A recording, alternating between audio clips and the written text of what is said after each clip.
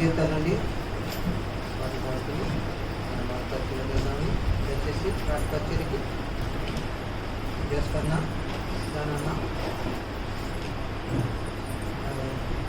మాత్రం కూడా ప్రార్థించాలి.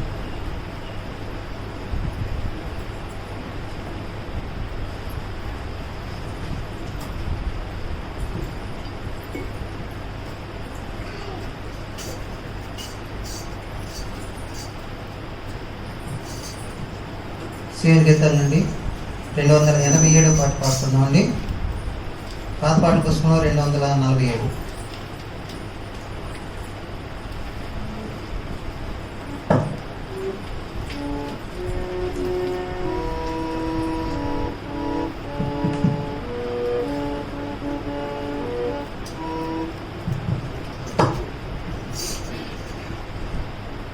गीतं गीतं जय जय गीतं चैतन्य पाडेदमो येसुराजुलेचनु हालेलुया जय मगदेशेदमो येसुराजुलेचनु हालेलुया जय मगदेशेदमो చూడు సమాధిని మోసినారాయి త్వరలే పాపడెను చూడు సమాధిని మోసినారాయి త్వరలే పాపడెను అదు వేసిన ముద్ర కావలి నిశ్చైన దైవసుతుని ముందు అందు వేసిన ముద్ర కావలి నిశ్చైన దైవసుతుని ముందు గీతం గీతం జయ జయ గీతం చైతన్య పాడెదమో యేసురాజులేచెను హల్లెలూయా జయ మగదించెదము యేసురాజులేచెను హల్లెలూయా జయ మగదించెదము వలదు వలదు ఏడువ వలదు వెలుడి గలిలయకు వలదు వలదు ఏడువ వలదు వెలుడి గలిలయకు తాను చెప్పిన విధమున తిరిగి లేచెను పలుకిడి ప్రకటించుడి తాను చెప్పిన విధమున తిరిగి లేచెను పలుకిడి ప్రకటించుడి గీతం గీతం జయ జయ గీతం చైతన్య పాడెదమో యేసురాజులేచెను హల్లెలూయా జయ మగదించెదము యేసురాజులేచెను హల్లెలూయా జయ మగదించెదము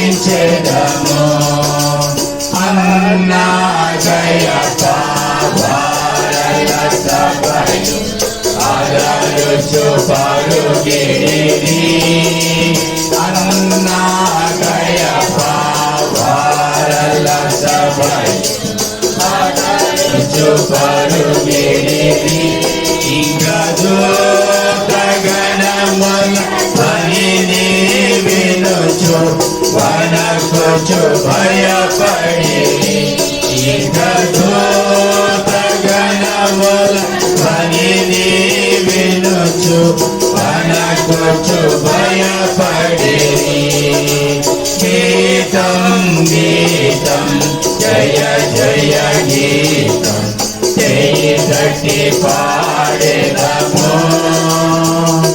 యేసు రాజు లేచెను హల్లెలూయా జయమర్పటించెదము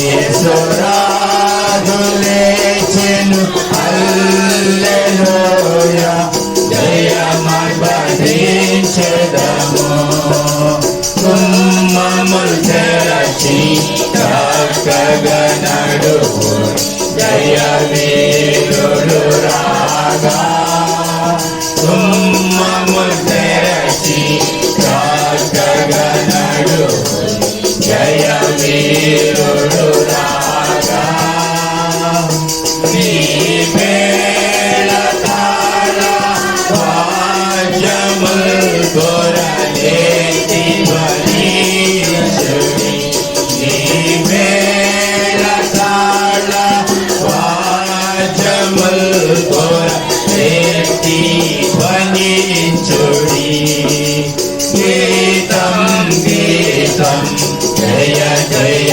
గీతం జయతి పాడెదము యేసు రాజు లేచెను హల్లెలూయా జయమర్పటించెదము యేసు రాజు లేచెను హల్లెలూయా జయమర్పటించెదము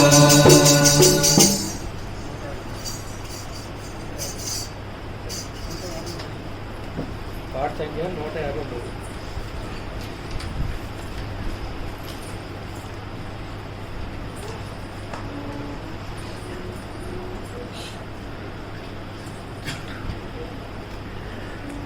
ప్రభు యేసు నాకై నీ సర్వము నీచితివి ప్రభు యేసు నాకై నీ సర్వము నీచితివి ప్రేమను బట్టి అర్పించుకొంటివి నాకై ప్రేమను బట్టి అర్పించుకొంటివి నాకై ప్రభు యేసు నాకై నీ సర్వము ఇచ్చితివి శిరసు నిచ్చితివి ముండ మకుటముకై స్వామి నా పాపముల కొరకే శిరసు నిచ్చితివి ముండ మకుటముకై స్వామి నా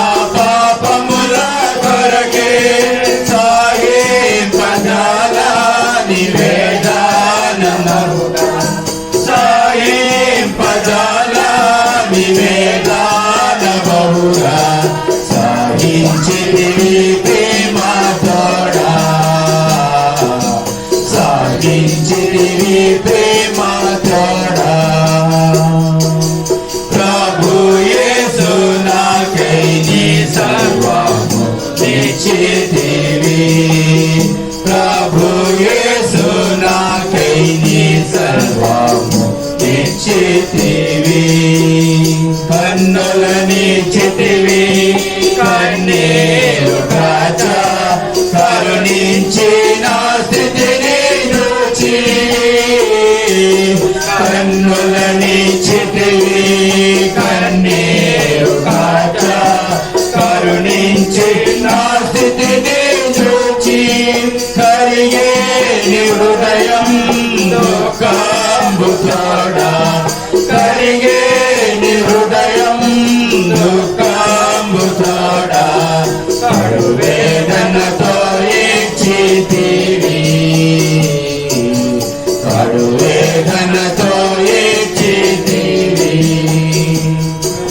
ప్రభు యేసు నాకై నీ సర్వము ఇచ్చితివి ప్రభు యేసు నాకై నీ సర్వము ఇచ్చితివి కరుణా దెబ్బల చేయి అంతా చారలుగా దున్న వాడినో కరుణా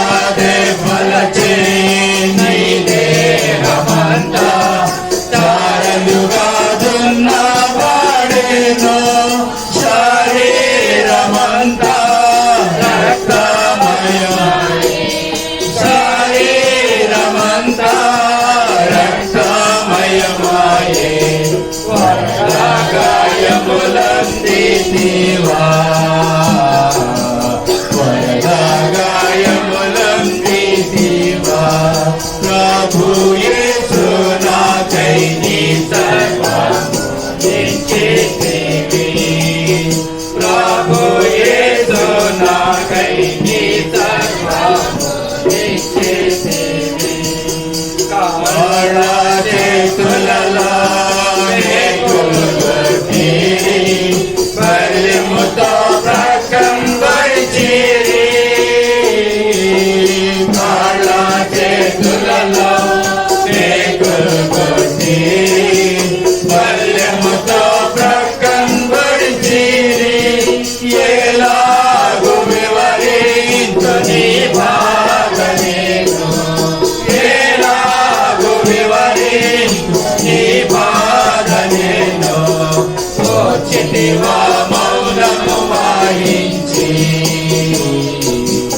ఓచితివా మౌనము వాయించి ప్రభు యేసు నాకై నీ సర్వము ఇచ్చితివి ప్రభు యేసు నాకై నీ సర్వము ఇచ్చితివి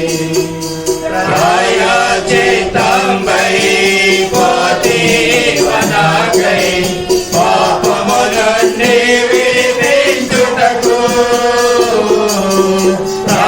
ప్రాయచిత్తంబై పోతివనాకై పాపములన్నీ విడిపించుటకు పొందితినెంతో గొప్ప రక్షణను పొందితినెంతో గొప్ప రక్షణను పశ్చాత్తాపము ద్వారా నేను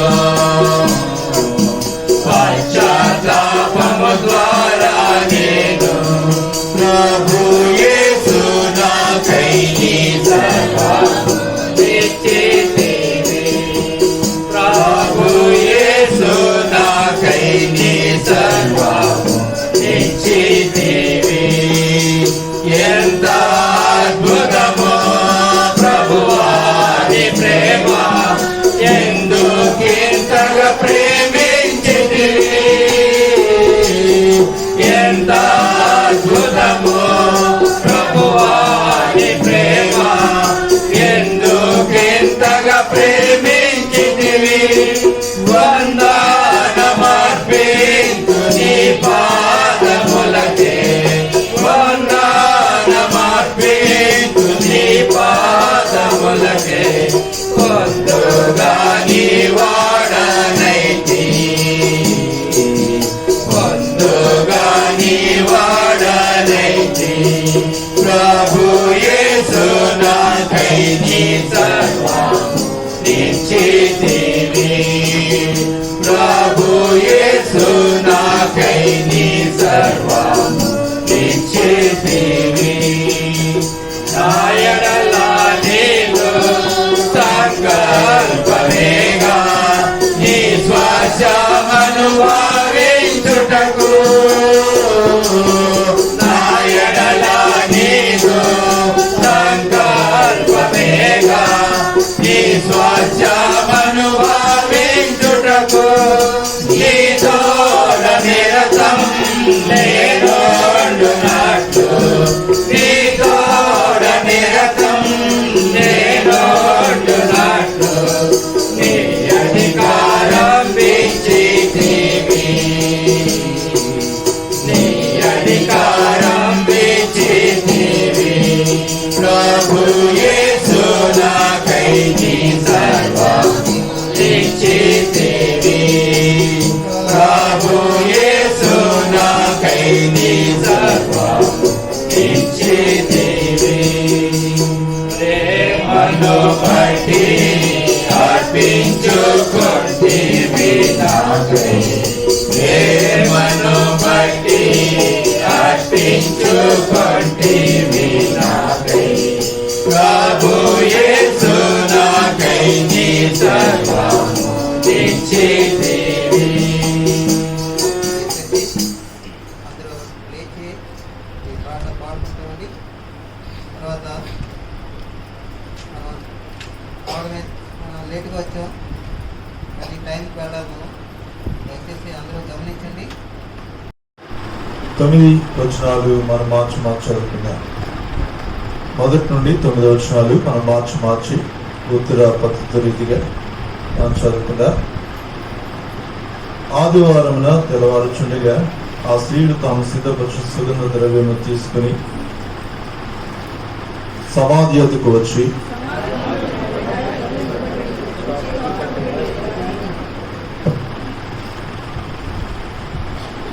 ప్రభు అయిన యేసు దేహము వారికి కనబడలేదు.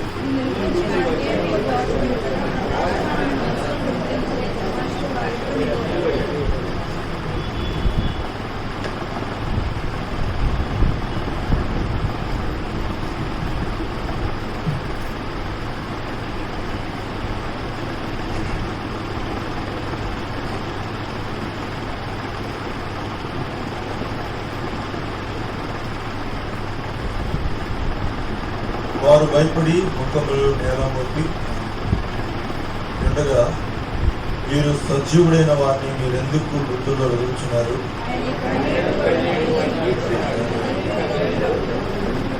మనిషి కుమారుడు పాపిష్ఠమైన మనుషుల చేత అభిబడి సిలువబడి 3వ దినాన లేవలసినదని ఆయన మీతో చెప్పిన మాట జ్ఞాపకం చేస్తుందని వారితో అనేది.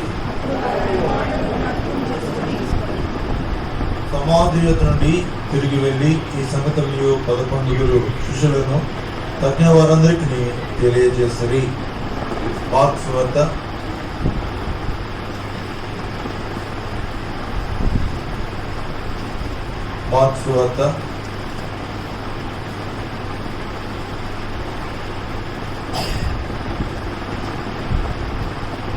మొదటి 16వ అధ్యాయం మొదటి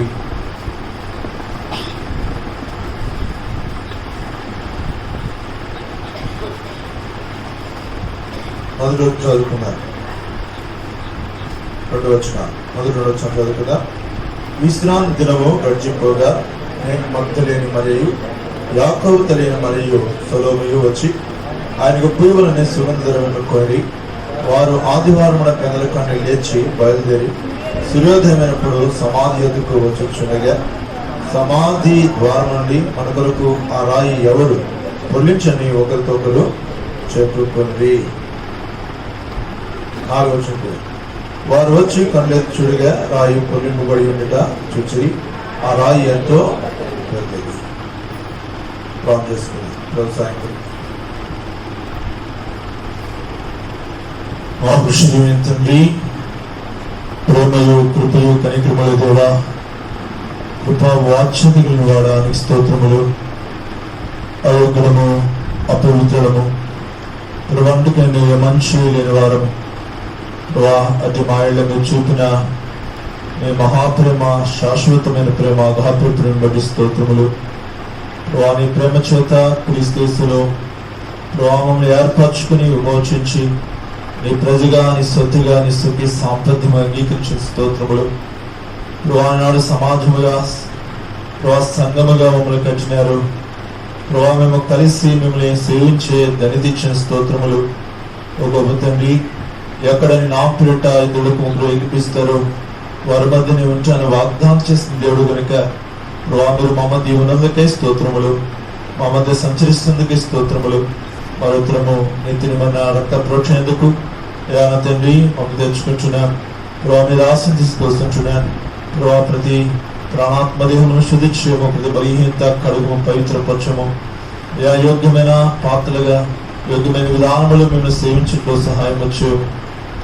మాట్లాడి మేము పొందలేని వారు మీద అవసరం మరుగుపరచవసరమైన వాక్కును నీ మాటలు మాకు దయచేయం. తండ్రి నీ కృప ఆస్తులను అప్పగించుకుంటున్నాం. రాగిన మా పిల్లల స్తోత్రములు. ఎవరైతే రావాల్సిన వారు ఉన్నారో త్వరపెట్టుము. తండ్రి సమయం పాలనలో ఆదటి వారి భాగం తీసుకుని సహాయం చేయం. శత్రువు ఎవరిని మోసపరచకుండా చెరబట్టకుండా సహాయం చేయం. అయా బెరాకాలు అడుగుతున్నా ఈ దినము ఈ సమయము మాకెంతో ఆశీర్వాదం దీపుకుంచమని క్రీస్తునామమున పేరిట ప్రార్థన చేసి వేడుచున్నాము తండ్రి. ఆమేన్.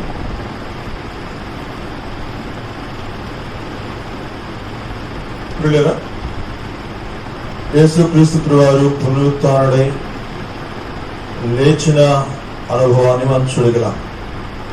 యేసుక్రీస్తు వారు పునరుత్థానుడై లేచినాడు అని లేఖనాలు స్పష్టంగా రాయబడుతున్నాయి. అందుకని మనం చూస్తాం, యేసుక్రీస్తు వారు సమాధి చెందిన తర్వాత విశ్రాంతి దినము గడిచిన వెంటనే, ఎందుకంటే విశ్రాంతి దినం ఎవరు కూడా ఏ పని చేయకూడదు, ఎక్కడికి వెళ్ళకూడదు. విశ్రాంతి దినములో యెరూషలేము యొక్క ద్వారాలు మూయబడతాయి.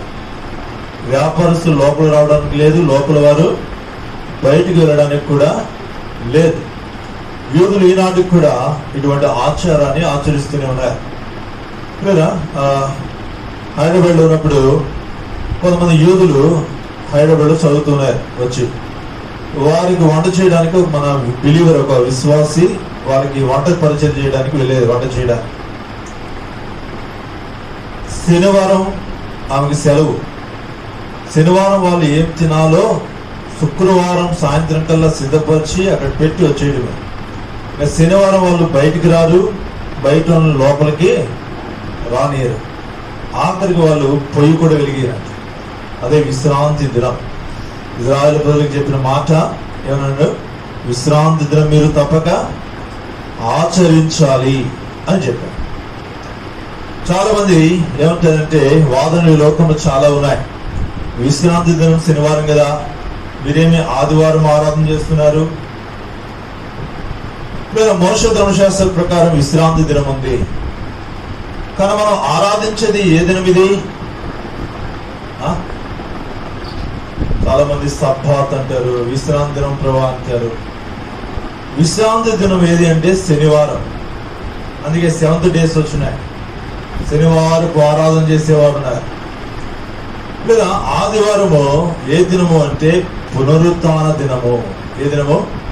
పునరుత్థాన దినము. అందుకే రాయబడింది, మగ్దలేనే మరియ వీరు స్త్రీలు విశ్రాంతి దినము గతించిన మరుసటి ఆదివారం ఉదయమని ఏం చేశారంట? లేదా చదువుదాం. లూకా సువార్త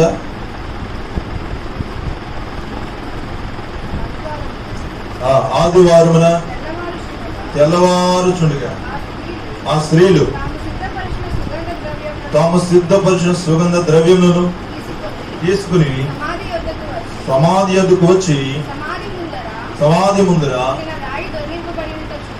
ఉన్న రాయి దొర్లింపబడ్డ చూచి లోపలికి వెళ్ళిరిగా. చాలు. కాబట్టి ఆదివారున తెల్లవారుజామున, అంటే తెల్లవారుజామున అంటే ఎప్పుడండి? సూర్యుడు ఉదయించేటప్పుడే. ఇంకా ఉదయించబోతున్నాడు అంటే రాత్రంతా కూడా వారు ఎలా ఉండాలో, ఉదయం కాలం లేచి వెళ్ళారంటే అంత పెద్దల కాడి సుగంధ ద్రవ్యాన్ని సిద్ధపరచుకుని రాత్రంతా ఎలా ఉండాలా అనుకుంటా. ఎప్పుడు తెల్లారుతుందా? ఎప్పుడు మేము ఆ సమాధి వద్దకు వెళ్ళాలా? యేసు ప్రభువారి యొక్క భౌతికాయానికి ఎలాగూ మేము ఈ సుగంధ ద్రవ్యాలు పుయ్యాలా అనే ఆశ. అందుకే మార్క్స్ వార్త కూడా చదివాం. అక్కడ ఏం రాయబడింది? విశ్రాంతి గడిచిపోగానే మగ్దలేనే మరియు యాకోబు తల్లి మరియు సలోమియు వచ్చి ఆయనకు పుయ్యవలని కొనిరి. వారు ఆదివారం పెందల కాడని లేచి బయలుదేరి. ఏమందంట? ఆదివారం పెందల కాడే లేచి బయలుదేరి. ఎక్కడ బయలుదేరారు? మనం కూడా బయలుదేరుతాం. ఎక్కడికి? ఆదివారం వచ్చిందంటే పెందల కాడే బయలుదేరి మటన్ షాపుకో, చికెన్ షాపుకో, లేదా ఫిష్ మార్కెట్కో చేస్తాం. ఏం లేట్ అయిపోయింది అంటే 10 మంది సహోదరులు ఉంటారు. నువ్వు వండితేనే ఇల్లు, వండకుండా ఎక్కడికి వెళ్ళేది? మళ్ళీ వచ్చినాక ఏం చేయాలా? ఆదివారం చికెన్ మటన్ ఫిష్ తినకపోతే ఇంకెప్పుడు తిన్నట్టే ఫీల్ అయిపోతారు కొంతమంది. అర్థమైందా? ఎప్పుడు తిన్నట్టే ఫీల్ అయిపోతారు. ఏమక్క అంటే ఏం చెప్పాలన్నా, మందిరానికి ఎలా తెలుసు? బ్రదరు మటన్ తీసుకొచ్చి పెట్టాడు, అది వండాలి, అది వండితే కానీ వెళ్ళడానికి లేదు. ఇది వండుతా ఏమైపోయిందంట? లేట్ అయిపోయింది. లేదా ఆదివారం పునరుత్థాన దినం, యేసు ప్రభువు పునరుత్థానుడై లేచినాడు. చెప్పాలంటే ఇక ఆదివారమున వారు ఆయన పూజించడానికి, ఆయన సేవించడానికి, ఆ సుగంధ ద్రవ్యములన్నీ కూడా పరిమళ వాసనలు ఆయన పూయడానికి లేదా వారు పెందల కాడని తెల్లవారుజాముని ఏం చేశారంటే వాళ్ళు సమాధి యొద్దకు పరిగెత్తుకుని పోయారు. ఈనాడు ప్రభుని ఆరాధించడానికి, ప్రభుని సేవించడానికి పునరుత్థాన దినమున, యేసుక్రీస్తు ప్రభువు లేచిన పునరుత్థాన దినమున మనం ఎప్పుడు రావాలి దేవుని సన్నిధికి? ఇందాక అన్న ఒక మాట చెప్పాడు, మనం లేటుగా వస్తాం, కానీ వెళ్ళేటప్పుడు మాత్రం ఏముంటాం? ఏం చేస్తాం? మా దగ్గర 9:30 ఆరాధన, 9:30కి. అలాగే ఇప్పుడు సమ్మర్ కాబట్టి 8:30కి ఈ వారం నుంచి స్టార్ట్ చేసినాం. 9:30 కంటే 9:30కి ఎంతమంది ఉంటారు అంటే కరెక్ట్గా ప్రారంభం చేసేవాడికి, స్టార్ట్ చేసేవాడికి ఒక 10 మంది ఉండరు. ఎంతమంది ఉండరు? 10 మంది ఉండరు. పాటల వాడికి ఎంతమంది ఉంటారు? ఉంటే ఒక 40-50 మంది ఉంటారు. సరే, ఆరాధన మొత్తమైన వాడికి 100 మంది 150 మంది ఉంటారు. ఆరాధన చేసి లేచి మనం పాడుకుందాం అంటే మాత్రం అప్పుడు ఉంటారు 250 మంది 300 మంది ఉంటారు. మళ్ళీ ఎప్పుడు టైం చూస్తూ కలిసా కరెక్ట్గా 1 గంట దాడుతుంది అనుకో, సేవకుడు ఇక ముగించలా. మనం ఎప్పుడు వచ్చామండి? ఏమండి, మనం ఎప్పుడు వచ్చాం? ఎప్పుడు వెళ్ళాలనుకున్నాం అంటే రావటానికి ఎప్పుడే రావచ్చు, వెళ్ళేది మాత్రం ఏముండాలా? మంచు వాళ్ళకి ఏముండాలి కదా. ఉద్యోగం కంటే వెళ్ళు ఏమవుతుంది? అందరూ జాబ్ చేసేవాళ్ళు అన్నారు, జాబ్ కట్టాక వెళ్ళు ఏమవుతుంది చెప్పండి? ఏమవుతుంది? ఆఫ్సైడ్. ఇప్పుడు పంచ్ ఉంది, నువ్వు వెళ్ళినా ఆ టైంకి వెళ్ళి పని చేయకపోతే నువ్వు వెళ్ళిన డ్యూటీ చేయొచ్చు, రావచ్చు, కానీ నీకేమి అటెండెన్స్ ఏమీ పడదు, లేదా పడదు. మా సోదరుడు ఉన్నాడు, బ్యాంక్ మేనేజరు అన్న, సామన్ రెడ్డి అన్న అని, చాలా అన్న బ్యాంకులో మేనేజర్ ఉండేవాడు. ఆయన ఎంత కరెక్ట్ అంటే మందిరానికైనా అంతే, అక్కడైనా అంతే. జాబ్కి 5 minutes లేట్కి వెళ్తే ఆయన అటెండెన్స్లో ఆయన ఆప్షన్ చేసుకుని డ్యూటీ చేసి వచ్చాడు. ఇప్పుడు తన కింద ఉన్న ఉద్యోగస్తులు ఎందుకు ఏం చేస్తారు చెప్పండి? ఇప్పుడు ఏం చేస్తారు? ఆయనకి క్రమశిక్షణలో ప్రైజ్ ఇచ్చారు బ్యాంక్ వాళ్ళు. ఎందుకని? వాళ్ళ ఆఫీసులు ఎవరు లేటుకి రారు. ఇంకా చెప్పాలంటే ఒక 5 నిమిషాలు ముందే ఉంటారు అందరూ, స్టాఫ్ అంతా. ఒకరు కూడా లేటుకి రారట. లేదు, జ్ఞానం చేస్తున్నాను. అంటే అర్థం ఏంటంటే వారు పెందల కాడని ఎలా వెళ్ళారు దేవుడి సంధికి? పెందల కాడని వెళ్ళారు, తెల్లవారుజాముని. అంటే వారు ఆపేక్ష, ఎప్పుడు నేను యెహోవా మందిరమునకు వెళుదునా, ఎప్పుడు ఆయన సన్నిధిలో ఆయన ధ్యానించుదునా, ఎప్పుడు ఆయన మందిరానికి వెళుదునా అని ఏముందంట? ఆశపడుతా ఉందంట. అందుకే కోరా కుమారులు అంటారు, ఏమంటారు? దుప్పి నీటి వాగుల కొరకు ఆశపడులుగా నా ప్రాణము ఏం చేస్తుందంట? ఆశపడుచు. 40. కాబట్టి దుప్పి నీటి వాగుల కొరకు ఆశపడట్లు. చదవని మాట కీర్తనలు తీయాలి కదక్క, నువ్వు తీయేస్తావని అందరూ కీర్తన కదా, 42వ కీర్తన 42. దుప్పి నీటి వాగుల కొరకు ఆశపడట్లు దేవా, నీ కొరకు నా ప్రాణము ఆశపడుచున్నది. నా ప్రాణము దేవుని కొరకై తృష్ణ గురించింది, జీవముల దేవుని కొరకు తృష్ణ గురించింది. దేవుని సన్నిధికి నేను ఎప్పుడు వచ్చేదను? ఏంటంట? దేవుని సన్నిధిని ఎప్పుడు వచ్చేదను? వీళ్ళు కూడా అంతే, రాత్రి అంతా కూడా అనుకున్నారు ఎప్పుడు తెల్లారుతుంది దానికి వెళ్ళిపోతుంది, నేను ఎప్పుడు దేవుడి సన్నిధికి వెళ్ళదును. రాత్రి అంతా కూడా అదే దేశ వాళ్ళకి, ఎప్పుడు దేవుడి మందిరానికి వెళ్ళదును. 14 టైం ఏందనుకోండి, రోడ్డు మీద పరిగెత్తుండారు బ్యాగ్లు పెట్టుకుని. ఎందుకని? టైం అయిపోతుంది, ప్రేయర్ అయిపోతుంది, పాటలు అయిపోతాయి. పరిగెత్తుండే వాళ్ళు ఎవరు ఆపినా లేదక అని పరిగెత్తుండే వాళ్ళు. అంతే, ఎంత స్పీడ్ అంటే అంత ఏదో కోల్పోతాం, ఏదో అయిపోతున్నట్టుగా పరిగెత్తేవా. ఇప్పుడా పాటలు అవుతూ ఉంటాయిలే, మనం వెళ్ళొచ్చులే. కొంతమంది ఇంకా ఉంటారు, ఆరాధన వస్తాం మనమేగా, ఆరాధన అవనీలే వెళ్ళొచ్చులే. లేదా కొంతమంది అనుకుంటారు పళ్ళలో పాలు పొంది చాలు. ఏమనుకుంటే బల ముందు పొరలో వెళ్ళిపోయినట్టు. ఏమండి అని అన్నాడు యేసు వారు, నా శక్తి నా రక్తం త్రాగువాడే నిత్యజీవం గలవాడు, అంది తిన్నవాడిని నేను లేపుతున్నాను. కాబట్టి ఆయన శరీరం తింటే చాలు ఇంకా, అంతేనా? ఆదివారం ఏం ప్రాముఖ్యమైంది? బల తినమంటావా? ఏం తినమంటా? దేవుడి మందిరానికి ఎందుకు వెళ్తున్నామంటే ఏం చేస్తాం? బల తీసుకోవడానికి వెళ్తున్నాం అంటావా? దేనికంట? ఆరాధించడానికి వెళ్తున్నాం అంట. పరలోకంలో ఏముంది పని మనకి? పరలోకంలో ఏం పని? ఆరాధించడమే పని. కాబట్టి ఈనాడు భూమి మీద దేవుడు మనకి ట్రైనింగ్ ఇస్తున్నాడు. ట్రైనింగ్ చూడండి, ఒకరు తీరు చేస్తారు, డిప్లొమా కావచ్చు, బీటెక్ కావచ్చు, ఇంకా ఆ డిగ్రీస్ చదివినాక వాళ్ళకి ఏముంటుంది? ప్రాక్టీస్ ఉంటుంది. నువ్వు ఎంబీబీఎస్ అని చదువు, ఆ తర్వాత ఏంటిది 1 year అవసరం ఉంటుంది, ప్రాక్టీస్ ఉంటుంది. ఆ ప్రాక్టికల్ లేకుండా నాకు థియరీ ఎంత వచ్చంటే ఏం చేశాడు? థియరీ ఎంత వస్తే నువ్వు చెప్పరా? థియరీ ఎంత తెలిసినోడు కంటే పని చేసినోడు బాగా పని చేస్తాడు. కొంతమంది ఉంటారు ఎంబీబీఎస్ చదివిన డాక్టర్స్ ఉంటారు, కొన్ని హాస్పిటల్లో డ్యూటీ చేస్తారు, వర్క్ చేస్తారు. అక్కడే నర్సులు ఉంటారు, వాళ్ళు చాలా కాలం నుంచి పనిచేస్తుంటారు. ఒక అక్క ఉంది, ఆమె హెడ్ నర్సు, సిజరీన్ చేసే వాటిలో. ఎంబీబీఎస్ చేసిన వాళ్ళందరూ కూడా వస్తారు డెలివరీకి. అంటే వస్తే వాళ్ళందరికీ సలహాలు సజెషన్ ఎవరు ఇస్తారు తెలుసా? ఈ అక్క ఇస్తా ఉంటుంది. ఇలా కాదు, ఇలా కాదు, ఇలాగా. వాళ్ళు ఎంబీబీఎస్ ఏమో నర్సు.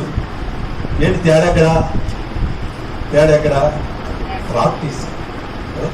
చదివినంత మాత్రం, థియరీ తెలిసినంత మాత్రం ప్రయోజనము, అది విధానం తెలుసుకో, చేసే విధానము. కాబట్టి ఈ దినాన భూమి మీద దేవుడు తన స్వరక్తం చేత మనందరినీ కొని సంఘముగా, సమాజముగా సిద్ధపరిచి అపోస్తులు, బోధకులు, కాపరులు, అనేకలు ఉపదేశములు ఇచ్చి, దేవుడు తన గ్రంథం ఇచ్చి, ఆయన సన్నిధిచ్చి, క్రమం ఇచ్చి మనని ట్రైనప్ చేస్తున్నాడంట. ఏం చేస్తున్నాడంట? ఇప్పుడు మనం ఏం తీసుకున్నాం? ట్రైనింగ్ తీసుకుంటున్నాం. ఏ ట్రైనింగ్? ప్రభుని ఎలా ఆరాధించాలి, ప్రభు యొక్క బలలో ఎలాగ మనము పాలు పొందాలి, లేక మనం ఎలాంటి సిద్ధపాటు కలిగి ఉండాలో ఏం చేస్తామన్నమాట? ట్రైనింగ్ అంటే. ఇక్కడ దేవుడు ఆశించినట్లుగా సత్యముతో, ఆత్మతో, యథార్థంగా మనం ఆరాధించలేకపోతే పరలోకంలో ఆరాధించగలుగుతామా? ఇక్కడ మన ఆరాధన సరిగ్గా లేదు, ఇంకా పరలోక రాజ్యంలో ఆరాధన ఉంటుంది.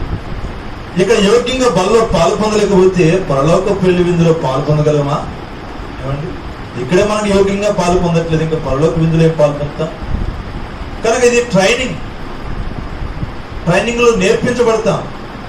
ఏం చేస్తామండి? ట్రైనింగ్ లో నేర్పించబడతాం. ట్రైనింగ్ చేసినప్పుడు పైన వాళ్ళు ఉంటారు, ఎవరు? మేస్తులు అనవచ్చు, లేక వాళ్ళని లీడర్స్ అనొచ్చు. వాళ్ళు ఏం చేస్తారు సార్? తిట్టుతారు, కొడతారు కూడా కొంతమందిని. అయితే ఏం చేస్తారు? ఒకసారి 2 సార్లు చెప్తారు, 3వ సారి ఏం చేస్తారు? ఏం చేస్తావు బా అంటారు. ఈయన కోపం వస్తుంది, నేను ఇంత చదువుకుని వచ్చి వీడితో తిట్లు తినాలా? అర్థమైందా? దేవుడి సంఘంలో దేవుడు గద్దిస్తాడు, సంధిస్తాడు, సరిదిద్దుతాడు, నేర్పిస్తాడు. ఇవన్నీ కూడా చాలా ప్రాముఖ్యం. అయితే వాళ్ళు తెల్లవారుజాముని ఏం చేశారంట? తెల్లవారుజాముని వారు ప్రభుని సుగంధ ద్రవ్యంలో పూసి ఆయన సేవించడానికి లేదా ఆ సమాధి వద్దకు వెళ్ళారు. కానీ అక్కడ ఒక మాట రాయబడింది, చదువు మాట. లూకాసు సువార్త 24వ అధ్యాయం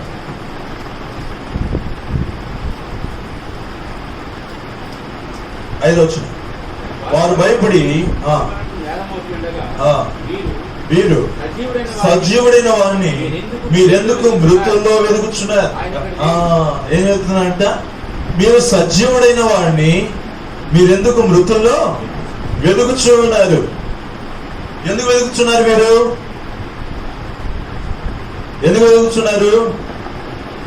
ఆయన సుగంధ ద్రవ్యంలో పొయ్యాలని వెతుకుతున్నారు, లేదా ఆయన మైంపరచాలని వెతుకుతున్నారు. అలాగే యోహాను సువార్త 18వ అధ్యాయంలో వారు వెతికారు. ఎందుకు వెతికారు? యేసుక్రీస్తు ప్రభువుని మీరు ఎవరిని వెతుకుతున్నారు అని అడిగాడు యేసు ప్రభువు.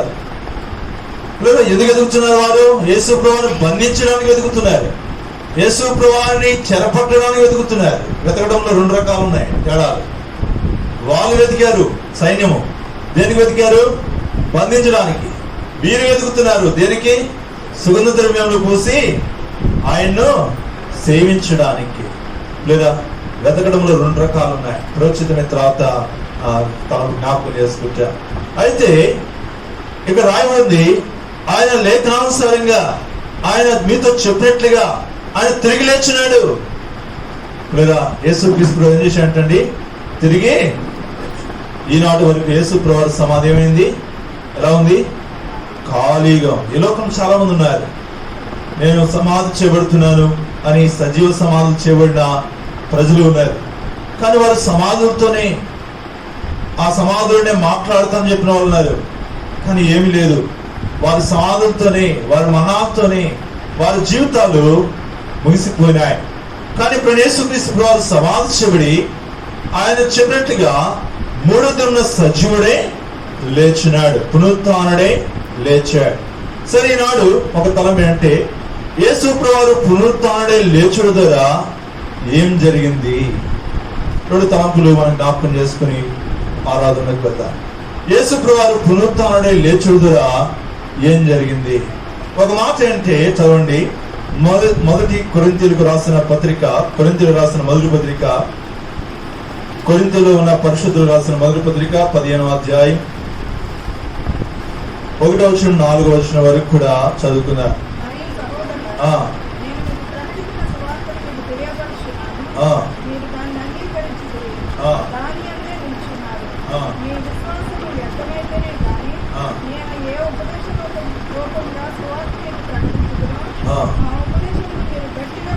మూడవదా, నాకేమన్న ఉపదేశం మొదట మీకు అప్పగిస్తుంది, అదేమనగా లేఖనముల ప్రకారము క్రీస్తు మన పాపం నిమిత్తము మృతి పొందెను, సమాధి చేయబడును, లేఖనముల ప్రకారము 3వ దినమున లేపబడిను. లేఖనముల ప్రకారం అనగా యేసు ప్రభువు లేఖనాల ప్రకారం మన పాపల కొరకు ఏం చేసినాడండి?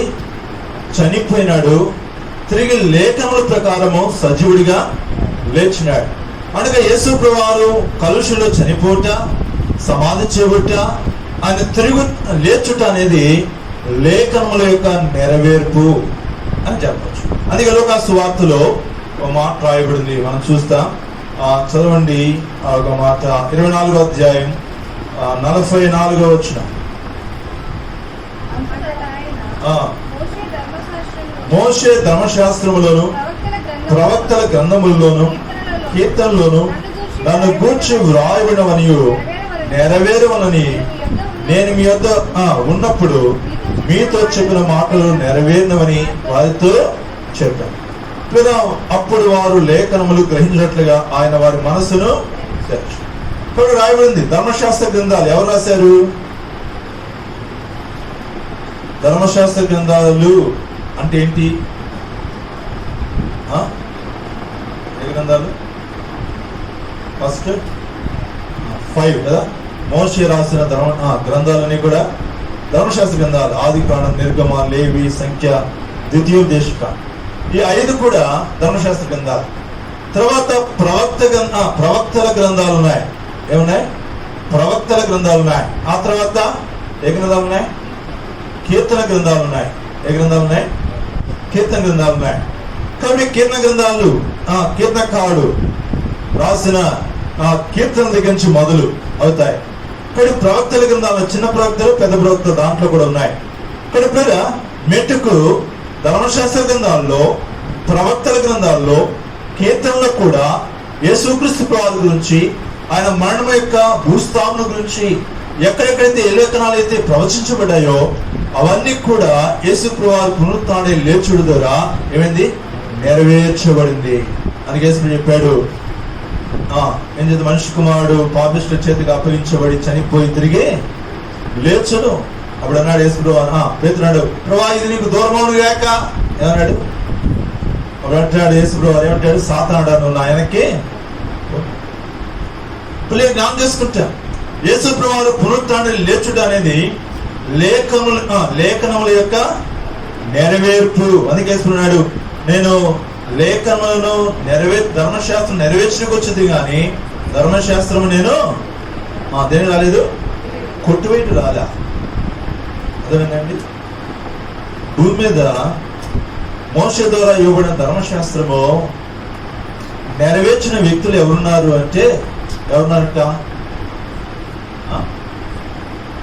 ఒక యేసుక్రీస్తు వారు మాత్రమే. ఎందుకంటే ఆ ధర్మశాస్త్రం పాపం ఏంటో చూపిస్తుంది. ఇప్పుడు ధర్మశాస్త్రం అనేది ఏం చూపిస్తుంది? కంటికి కన్ను, పన్నుకి పన్ను, చేతికి చెయ్యి, ప్రాణానికి ప్రాణం అంటే తప్పును చూపిస్తుంది. ధర్మశాస్త్రం ఏం చూపిస్తుంది? ధర్మశాస్త్రం ఏం చూపిస్తుంది? తప్పును చూపిస్తుంది. ఆ తప్పుకి యొక్క శిక్షను ఖరారు చేస్తుంది. కాబట్టి ఇప్పుడు ధర్మశాస్త్రాన్ని ఒక పక్క పెట్టి మనుషులందరినీ ఒక పక్కన పెడితే ఆయన ఎదురు నిలబడేవాడు ఒకడు కూడా లేడు. ప్రతి ఒక్కరి జీవితంలో ఉన్న ఆ నేరములు, దోషములు కనబడుతున్నాయి. ప్రతి ఒక్కరు కూడా శిక్షకు పాత్రలుగా ఉంటున్నారు. కాబట్టి ఈ ధర్మశాస్త్రము నెరవేర్చబడితే తప్ప లేదా ఆ యొక్క అనుభవము తప్పించబడదు. కనుక ధర్మశాస్త్రం నెరవేర్చుడికి ఎవరున్నారు అంటే ఎవరు లేరు. కనుక యేసుక్రీస్తు లోకానికి వచ్చి ఆ ధర్మశాస్త్రం సంపూర్తి చేసి లేదా కొత్త నిబంధన ఆయన స్థాపిస్తూ వచ్చు. పాత నిబంధన ధర్మశాస్త్రాన్ని కంప్లీట్ గా సంపూర్తి చేసి కొత్త నిబంధన మనకి ఇస్తూ వచ్చాడు. ఇప్పుడు మనము ధర్మశాస్త్రం ఉన్నామా, కొత్త నిబంధన ఉన్నామా? ఏమండి? మనల్ని ఇంకా కొన్ని ధర్మశాస్త్ర సంబంధమైన సూత్రాలే పాటిస్తూ ఉంటారు. ఏమంటారు? ధర్మశాస్త్ర సంబంధమైన సూత్రాలే పాటిస్తుంటారు. లేదు, ధర్మశాస్త్రం ఉన్న ఆ సూత్రాలు, నియమాలు నెరవేర్చబడిపోయినాయి. ఈనాడు మనం ధర్మశాస్త్రం కింద లేము, కానీ క్రీస్తు ప్రభువారు మనకు ఒక నూతన నిబంధన వాక్యాన్ని ఇచ్చాడు. చూడండి, మత్తయి సువార్తలో 5, 6, 7 అధ్యాయాలు చాలా ప్రాముఖ్యమైనవి. అవి కొండ మీద ప్రసంగం అంటారు. మోషేకి సీనాయి పర్వతం మీద దేవుడు ఇచ్చిన ధర్మశాస్త్రం ఎంత ప్రాముఖ్యమైనదో యూదులకు ఈనాడు క్రీస్తు ప్రజలముగా, దేవుని ప్రజలముగా విమోచించబడిన ప్రజలమైన మన జీవితంలో మత్తయి సువార్త 5, 6, 7 అధ్యాయాలు యేసుక్రీస్తు ప్రభువు ఏదైతే బోధిస్తూ వచ్చినాడో ఆ మాటలు మన జీవితంలో చాలా ప్రాముఖ్యమైనవి. అవి అక్షరార్థమైనవి. పాత నిబంధనలో ఉన్న ధర్మశాస్త్రం, కొత్త నిబంధనలో ఉన్న యేసు ప్రభువు చెప్పినవన్నీ కూడా ఆత్మానుసారమే. ఏమంటే ఆత్మానుసారమే. అవి బౌద్ధ సంబంధమైనవి, ఇవి ఆత్మానుసారమైనవి. బౌద్ధ సంబంధంగా నీ సహోదరుని నువ్వు చంపితే చావు. కొత్త నిబంధన ప్రకారము నీ సహోదరు నుంచి వ్యర్థుడా అంటేమే పాపం. ఏదంట? ద్రోహి అంటేమే పాపం. ద్రోహి అంటే నరహంతకుడితో సమానం అంటారు. మోషే ద్రోహులారా అన్నాడు, అందుకే కానాన్లో పోలేకపోయాడు. ఒక ద్రోహి అన్నందుకే కానాన్లో ప్రవేశించలేకపోయాడు. కాని మాట మాట్లాడాడు. 46 కీర్తన అంటాడు, వారు మోషే ఆత్మ మీద తిరుగుబాటు చేయగా మోషే తన నోటితో కాని మాట పలికెను అని 116 కీర్తన అంటాడు. అంటే అర్థం ఏంటి అంటే కాని మాట, ఎంత భయంకరమైన మాట.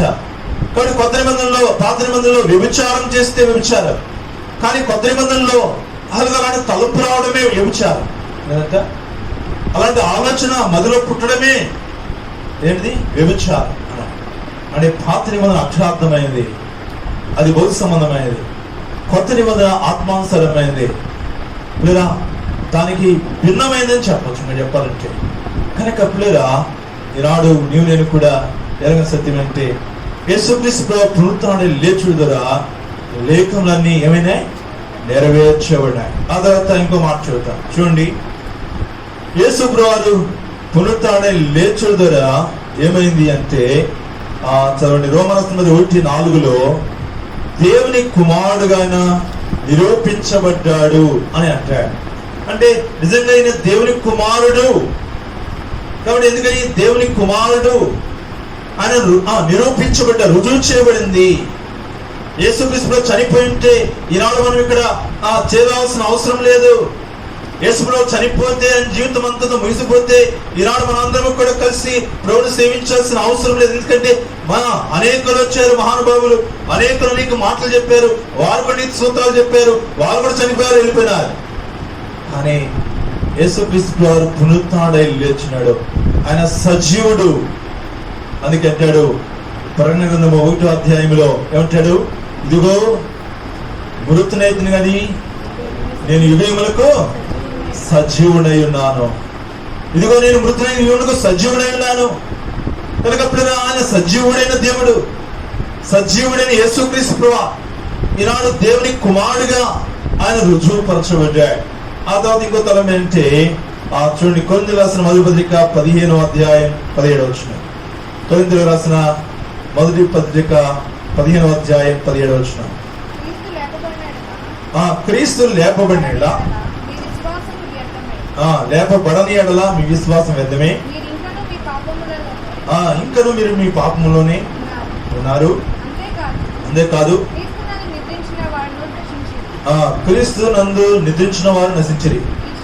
ఈ జీవితకాలం మట్టికి మనము క్రీస్తు నందు నిరీక్షణ గలవారమైన ఎడల మనుషులందరికంటే దౌర్భాగ్యులమై ఉందము. ఇప్పుడైతే నిద్రించిన వాళ్ళు ప్రథమముగా క్రీస్తు మృతుల్లో నుండి లేపబడి ఉన్నాడు. మనుషుల ద్వారా మరణము వచ్చిన కనుక మనుషుల ద్వారానే మృతుల పునరుత్థానం కలిగిను. ఆదామునందు ఎలాగో మృతి పొందుచున్నారో అలాగనే క్రీస్తునందు అందరూ బ్రతికింపబడుచున్నారు. కాబట్టి యేసుక్రీస్తు పునరుత్థానుడే లేచుడు ద్వారా మనకి ఏం కలిగిందంట? జీవము కలిగింది. ఏం కలిగింది? మనందరము పాపం అపరాధం చేత మృతులమైన వారం, చనిపోయిన వారు. ఆయన క్రీస్తు యేసులో మనల్ని ఏం చేశాడు? బ్రతికించాడు. ఎలా బ్రతికించాడు? ఎలాగ మనకు జీవం కలిగింది? యేసుక్రీస్తు వారు ఎలాగైతే ఆయన మన పాపముల కొరకే చనిపోయి సమాధించబడి ఆయన సజీవుడిగా లేచినాడో, ఆయన సజీవుడిగా లేచుడు ద్వారా మనకేం కలిగిందండి? జీవము కలిగింది, పునరుత్థానము కలిగింది, నిరీక్షణ కలిగింది. లేదా అంటే అర్థం ఏంటంటే యేసుక్రీస్తు వారు తిరిగి లేచుడు ద్వారా మనకు జీవము కలిగింది, బ్రతికించబడ్డా. ఏమడ్డా? యేసు ప్రభు అలా చనిపోయి ఉంటే మనం బ్రతికించబడ, మనకి జీవం లేదు, నిత్య జీవం లేదు, నిరీక్షణ లేదు. ఆయన సజీవుడే పునరుత్థానుడు లేచాడు కాబట్టి మనకి నిత్య జీవం. ఆ పునరుత్థానుడు లేచాడు కాబట్టి మరణము నిరర్ధకమైంది. మరణం ఏమైపోయింది? ఓడిపోయిందంట. ఓ మరణమా నీ ముల్లెక్కడా, ఓ మరణమా నీ విజయము. మరణం ఓడిపోయింది, మరణము హేళన చేయబడిందంట. అందుకే నిజమైన విశ్వాసి కంట మరణం అంటే ఏముండదంట? ఏముండదంట? నిజంగా లేదంటారా భయం? ఏమండి, నిజంగా లేదంటారా? ఎంత భయమో, బయటికి వెళ్ళాలంటే ఇది వచ్చింది, అది వచ్చింది, ఇదికి వచ్చింది, ఎంత భయమో, చాలా భయం కదా. మామూలు భయం కాదు. నేను చెబుతా, దేవుడు అనుమతి లేనిది మరణం మన దగ్గర రాదు. దేవుడు అనుమతి లేనిది మరణం మన దగ్గరికి రాదు. దేవుడు అనుమతి ఉంటే మనం ఏ స్థలంలో కూర్చున్నా, ఎలా కూర్చున్నా మరణం మనకి తథ్యం. ఎందుకంటే మన జీవితకాలం అంతా లెక్కించబడి ఉంది. ఏం చేయబడింది? జీవితకాలం అంతా లెక్కించబడి, దాన్ని ఎవరు మార్చలేరు. అంతే, ముందుగానే లెక్కించేసాడు కనుక. లేదా నిజంగా దేవుని యందు విశ్వాసం ఉంచిన వారు ఆయన పునరుత్థాన బలం బట్టి ఏం కలిగిందని మనకి జీవం కలిగింది. మనం బ్రతికించబడ్డాం. ఒకవేళ మనం చనిపోయిన వారం, మృతులమైన వారం, చనిపోయిన స్థితిలో జీవిస్తుంచిన వారు యేసుక్రీస్తు పునరుత్థానుడు లేచుడు ద్వారా మనము బ్రతికించబడ్డాము. కాబట్టి నాడు ప్రభుని ఆరాధించవద్దులమైన దేవా, మీరు పునరుత్థానుడు లేచుడు ద్వారా నాకు జీవం కలిగింది. నీవు పునరుత్థానుడు లేచుడు ద్వారా మనకేం కలిగింది? ఇప్పుడు చెప్పండి, నిరీక్షణ కలిగింది. ఏం కలిగింది? నిరీక్షణ కలిగింది అని చెప్పచ్చు. చాలా మందికి నిరీక్షణ ఉండదు. ఉంటుందా? ఈ లోకమే ప్రాప్తం అనుకుని ఈ లోకం కొరకే జీవిస్తారు. నిజమైన విశ్వాసం ఎలా ఉంటాడు? ఎలా ఉంటాడు? నిరీక్షణతో ఉంటాడు. ఏ నిరీక్షణ?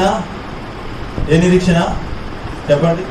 యోబు అంటాడు, నా విమోచకుడు సజీవుడని ఎరుగుదును, నా శరీరము చీకిపోయిన తర్వాత శరీరము లేనివాడని అని మాట చూస్తున్నాను.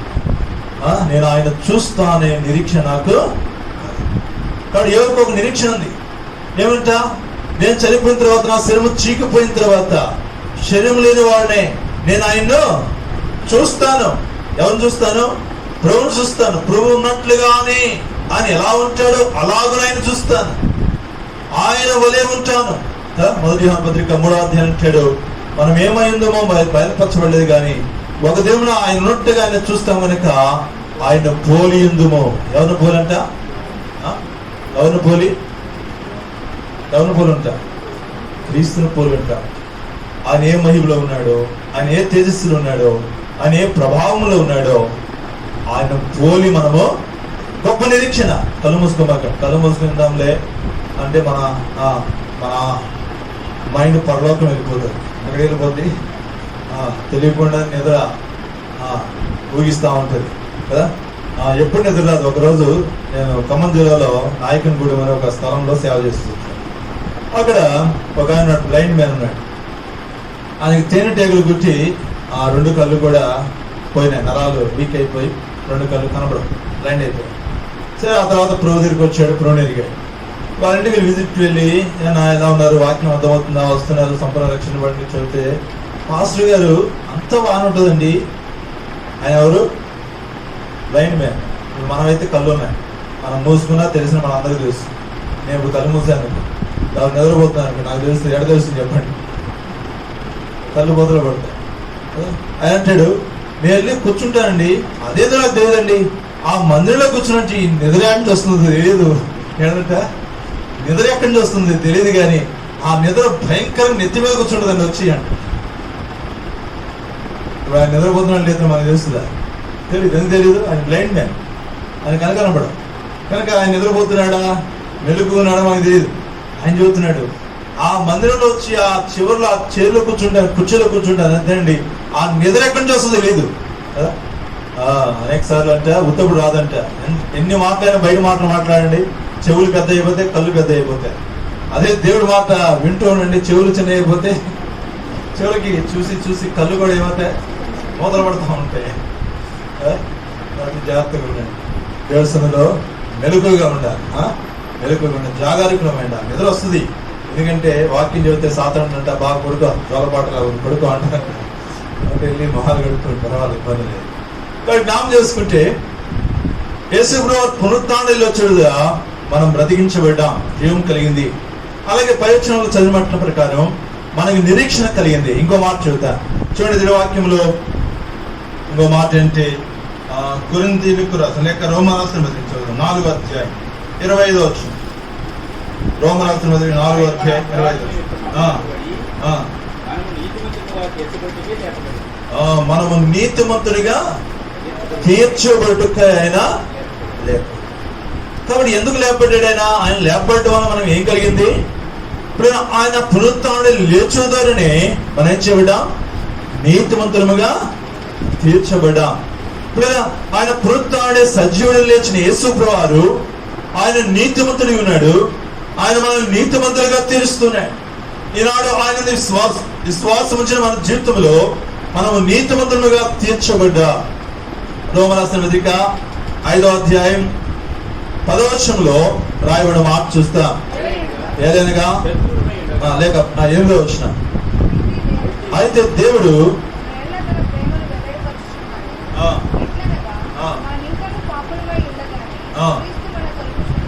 చనిపోయాను కాబట్టి ఆయన రక్తం వల్ల ఇప్పుడు నీతిమంతులముగా తీర్చబడి. చాలండి. కాబట్టి ఆయన రక్తం వలన ఇప్పుడు నీతిమంతులు తీర్చబడి. ఏ రక్తం ఇది? ఏ రక్తం ఇది? యేసు రక్తానికి ఏమని పేరు చెప్పండి? ఏం పేరు? ఎలాంటి రక్తం? పరిశుద్ధ రక్తం. ఇంకా నిర్దోషమైన రక్తం, నిష్కలంకమైన రక్తం,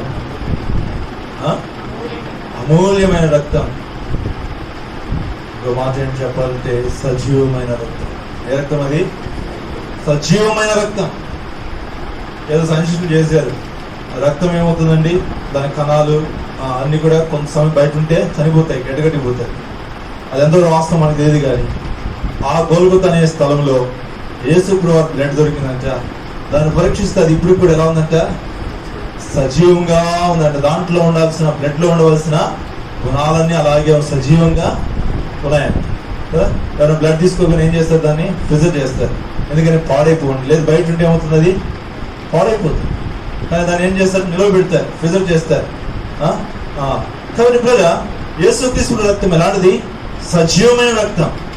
ఆ సజీవమైన రక్తము మనల్ని కడిగి పవిత్రపరిచి మన నీతివంతులుగా తెలుసు. యేసుప్రభువు మన నీతివంతులు తీర్చిన కొరకై ఆయన పునరుత్థానుడు ఏం చేశాడు? లేచాడు. ఆయన లేచిన ద్వారా మన నీతివంతులు తీర్చబడ్డారు. అంటే యేసుప్రభువు మన పాపములకు చనిపోయాడు, సమాధి చేయబడ్డాడు. అంటే ఏంటి చెప్పండి? ఒకరోజు సువార్త ప్రకటిస్తున్నారు. సువార్త ప్రకటిస్తుంటే చాలా చెప్పారు, దేవుడు ఆ చేశాడు, ఈ చేశాడు, ఇన్ని చేశాడు, ఏం చేశాడు చెప్పాడు. ఎంత అరగంట సేపు సువార్త చెప్పాడు వీధిలో. చెప్పి చెరు ముగిస్తే మా సేవకుడు ఏమన్నారంటే, నువ్వు అంతసేపు డబ్బా కొడితే ఏమైంది, యేసుప్రభు పునరుత్థానం గురించి చెప్పలేదే, ఏం చెప్పలేదు. అసలు విశిష్టమైంది, అసలు విజయంతో కూడినది, జీవంతో కూడినది పునరుత్థానం. లోకంలో అనేకులకి యేసుప్రభు వారికి మధ్య ఉన్న వ్యత్యాసం పునరుత్థానం. లేదా ఆ పునరుత్థానం చెప్పినప్పుడే సాతానుడు సిగ్గుపడతాడు, సాతానుడు ఏమవుతాడంట, ఓడిపోతాడంట. నువ్వు అన్ని చెప్పా, పునరుత్థానం గురించి చెప్పలేకపోతే ఇంకేం ప్రయోజనం అంటాడు. లేదా ఆ పునరుత్థానం ధోరణి, యేసుప్రభు వారు సజీవుడై లేచుడు ధోరణి, ఈనాడు లేదా మనము బ్రతికించబడ్డా, నీతి మందు తీర్చబడ్డా, లేదా మనకు నిరీక్షణ కలిగింది, లేదా లేఖనాలు నెరవేర్చబడ్డాయి, ఆయన దేవుని కుమారుడిగా నిరూపించబడి రుజువు చేయబడింది. ఆ పునరుత్థానం లేచిన ఆ యేసుక్రీస్తు వారు, ఆయన పునరుత్థానం లేచాడు కనుకనే ఒక నిరీక్షణ, ఆయన తండ్రి కుడిపార్శ్వమున ఆశీనుడైండి మన కొరకు ఏం చేస్తున్నాడంట, ఏం చేస్తున్నాడు, విజ్ఞాపన చేస్తున్నాడు. చూడమాట మనం గమనిస్తే రోమరాసిన పత్రిక 8వ అధ్యాయం 34 వచనం. 8వ అధ్యాయం 34 వచనం.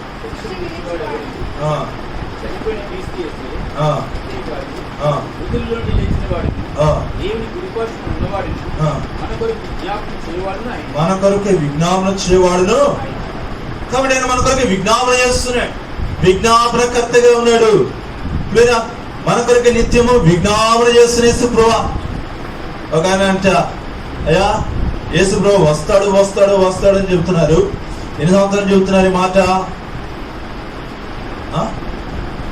ఎన్ని సంవత్సరాలు చెబుతున్నారు చెప్పండి. క్రీస్తు పూర్వం ఎప్పుడు సిలువ పడ్డాడు యేసుప్రభు వారు? క్రీస్తు శకం ఎప్పుడండి? 30లో. క్రీస్తు శకం 30లో సిలువ పడ్డాడు. అంటే చరిత్రకారులు విభజించినప్పుడు 3.5 సంవత్సరాలు 3 సంవత్సరాలు వ్యత్యాసం ఉన్నాయి.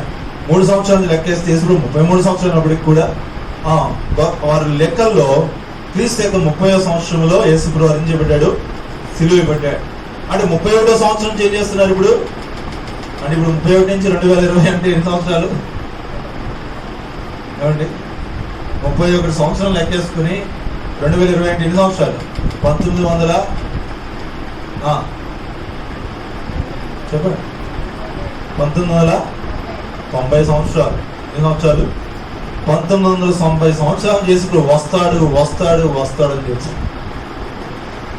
లేదా యేసుప్రభు వస్తాడు. ఆయన అంటే నేను చిన్నప్పటి నుంచి అన్నం చేసుకుని తింటాను అని యేసుప్రభు వస్తాడు వస్తాడు. ఇప్పుడు నాకు 60 సంవత్సరాలు వచ్చి ఇంకెప్పుడు వచ్చాను అన్నాడు. లేదా ఆయన నిత్యం విజ్ఞాపన చేస్తున్నాడు.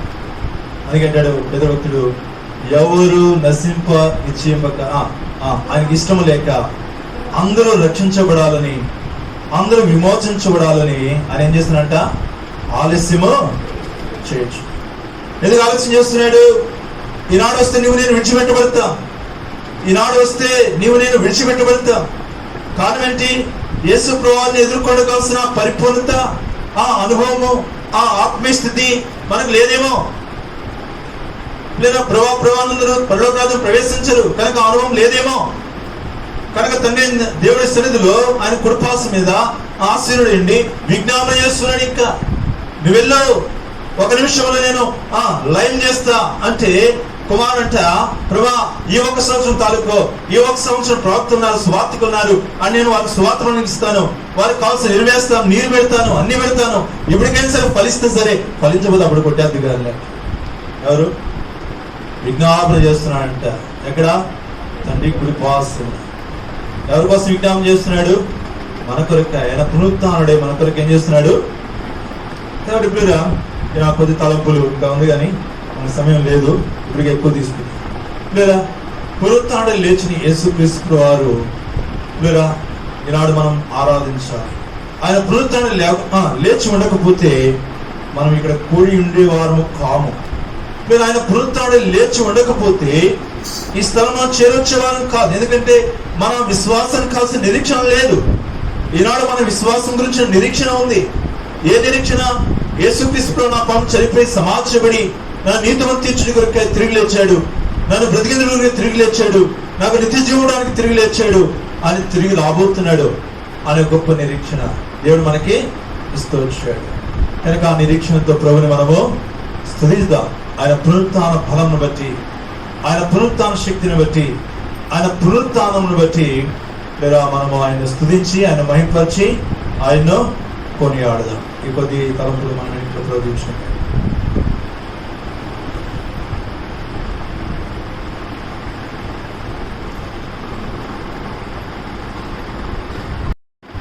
పాడుతుందా? బలే బలే మాట, బంగారు మాట పాడుతుందా? ఎవరైతే ఈ దినము పరిశుద్ధులు చదివినారో వారు మాత్రమే.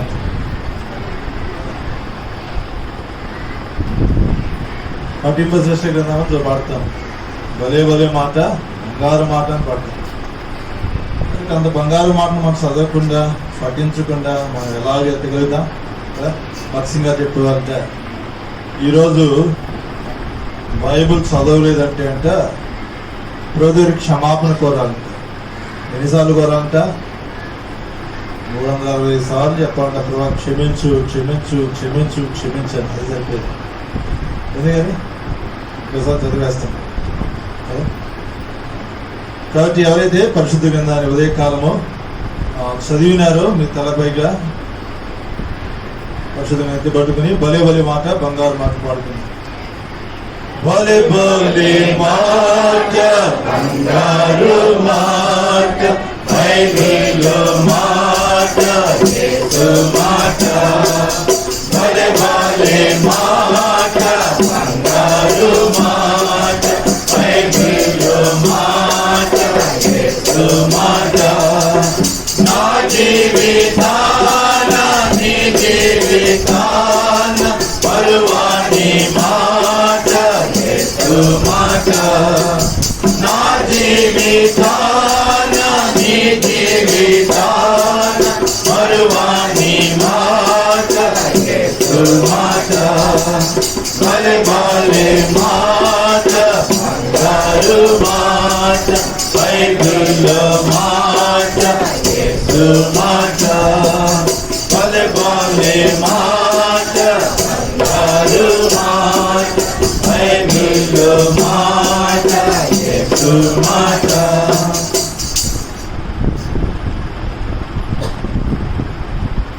పరిశుద్ధ గ్రంథంలో నుండి కొన్ని లేఖనాలను చదువుకున్నాం. కొరింథీయులకు రాసిన మొదటి పత్రిక 10వ అధ్యాయం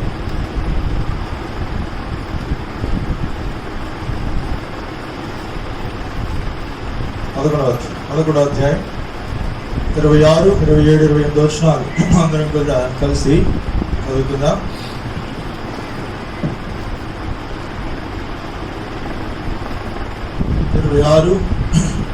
బయట పడుతున్నాం.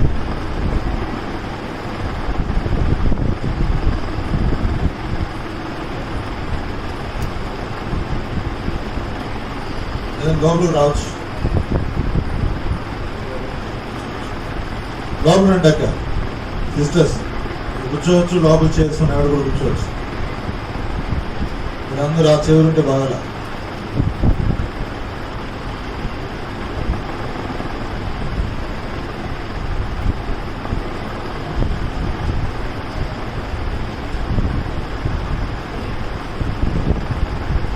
ఇరవై 26, 27, 28 వచనాలు అడుగుచోచ్చు. లోపలికి కూర్చోవచ్చు, లోపలికి వెళ్ళండి. లేదంటే ఇక్కడ కూడా ప్లేస్ ఉంది, ఇక్కడ కూడా కూర్చోవచ్చు.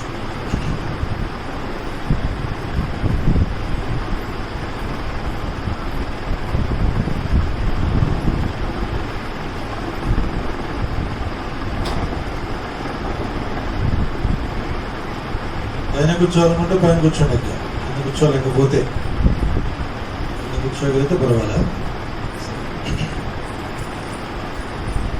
చదువుకుందాం. 26, 27, 28 వచ్చిన, మీరు రిటర్న్ తిని ఈ పాత్రను త్రాగినప్పుడల్లా ప్రభు చివరకు ఆయన మరణంలో ప్రచురించదురు.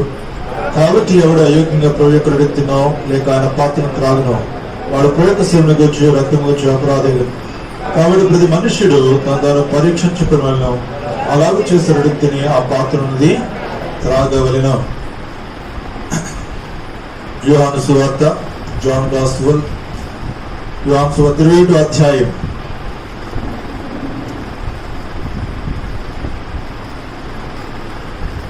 14 వచనాలు, మొదటి నుండి 14 వచనాలు ఉత్తర పద్ధతి రీతిగా మార్చి చదువుకున్నారు. మొదటి నుండి 14 వచనాలు మనం ఉత్తర పద్ధతి రీతిగా మార్చి చదువుకుందాం. ఆ తర్వాత యేసు తిబిరయి సముద్ర తీరమున శిష్యులు మరలా తను ప్రత్యక్షపరచుకొనెను. ఆయన తను ప్రత్యక్షపరచుకొనిన విధమేదనగా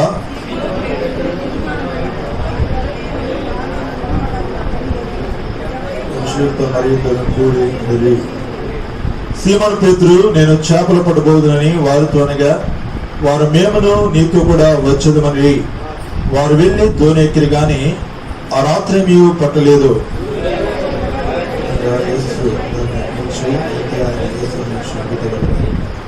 యేసు పిల్లరా, భోజనములకు మీ వద్ద ఏమైనా ఉన్నదా అని వారిని అడిగిగా ఆయనతో చెప్పింది. ఆయన వడవేయడానికి దొరుకుని చెప్పారు.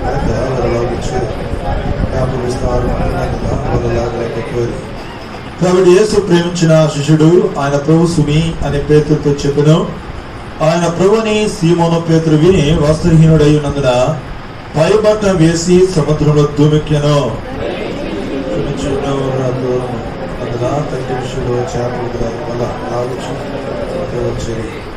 వారు దిగి దరికి రాగానే అక్కడ నిప్పులు, వాటి మీద ఉంచబడిన చేపలను రొట్టెయు కనబడెను.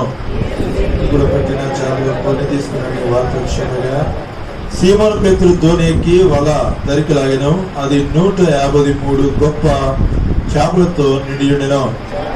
విస్తారము పడిన వల్ల తెలియలేదు. యేసు రెండు భోజనం చేయడం వారితో ఆయన ప్రభుని తెలిసినందున యేసు వచ్చి ఆ రొట్టెలను తీసుకుని వారికి పంచిపెట్టును. అలాగే చేపలను కూడా పంచిపెట్టును. మృతిపొంది లేచిన తర్వాత శివులకు ప్రత్యక్షమైంది. ఇది 3వసారి. మనం చేసుకుందాం ప్రభు సాయం కొరికాయి.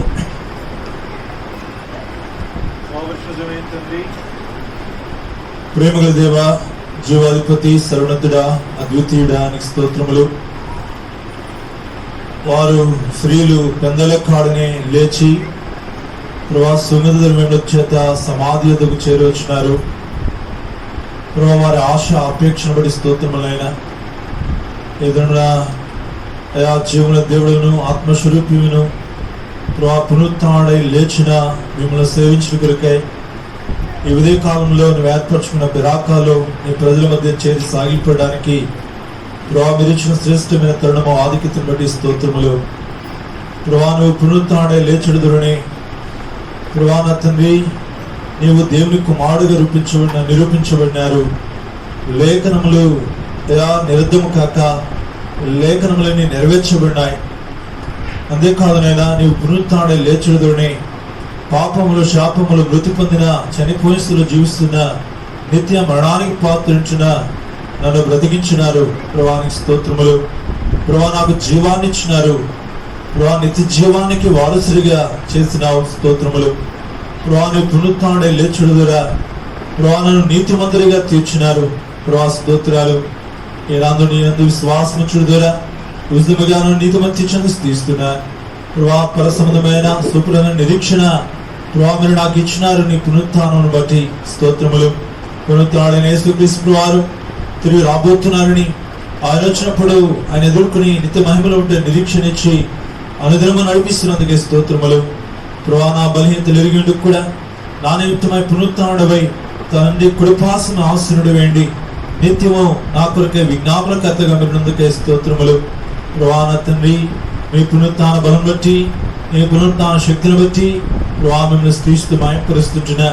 ఈ పునరుత్థానం ద్వారా నాకు ఇచ్చిన ఆధిక్యతను బట్టి స్తోత్రములు. ఏమి చెల్లించగలను, ఏమి చెల్లించలేని వాడిని ఈ కొద్ది స్తుతి ఆరాధన ఈ ప్రియకుమారుడు నా ప్రేరక్షకుడైన యేసు నామమున మీకు అర్పిస్తూ ప్రభా నా తండ్రి ఈ సమయంలో నీ మాటలు ధ్యానిస్తుండగా నీ బలం సమీపించిన కొరకు నీ బల్ల చుట్టూ పచ్చని ఒలివ మొక్కల వలె సాగిలిపడింటుండగా ప్రభా నా తండ్రి మీరే మాతో మాట్లాడండి.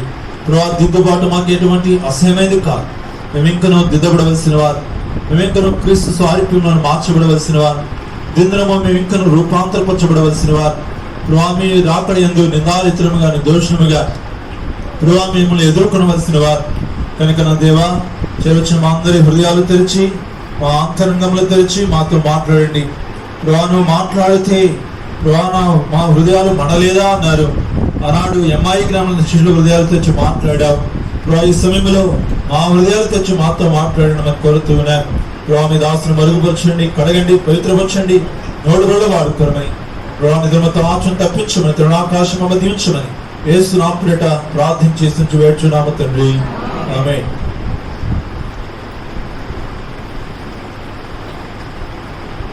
అపోస్తలుడైన పౌలు భక్తుడు కొరింథీయులో ఉన్న పరిశుద్ధులు రాస్తూ చెబుతున్నాడు, కొరింథీ సంఘంలో అనేక సమస్యలు ఉన్నాయి.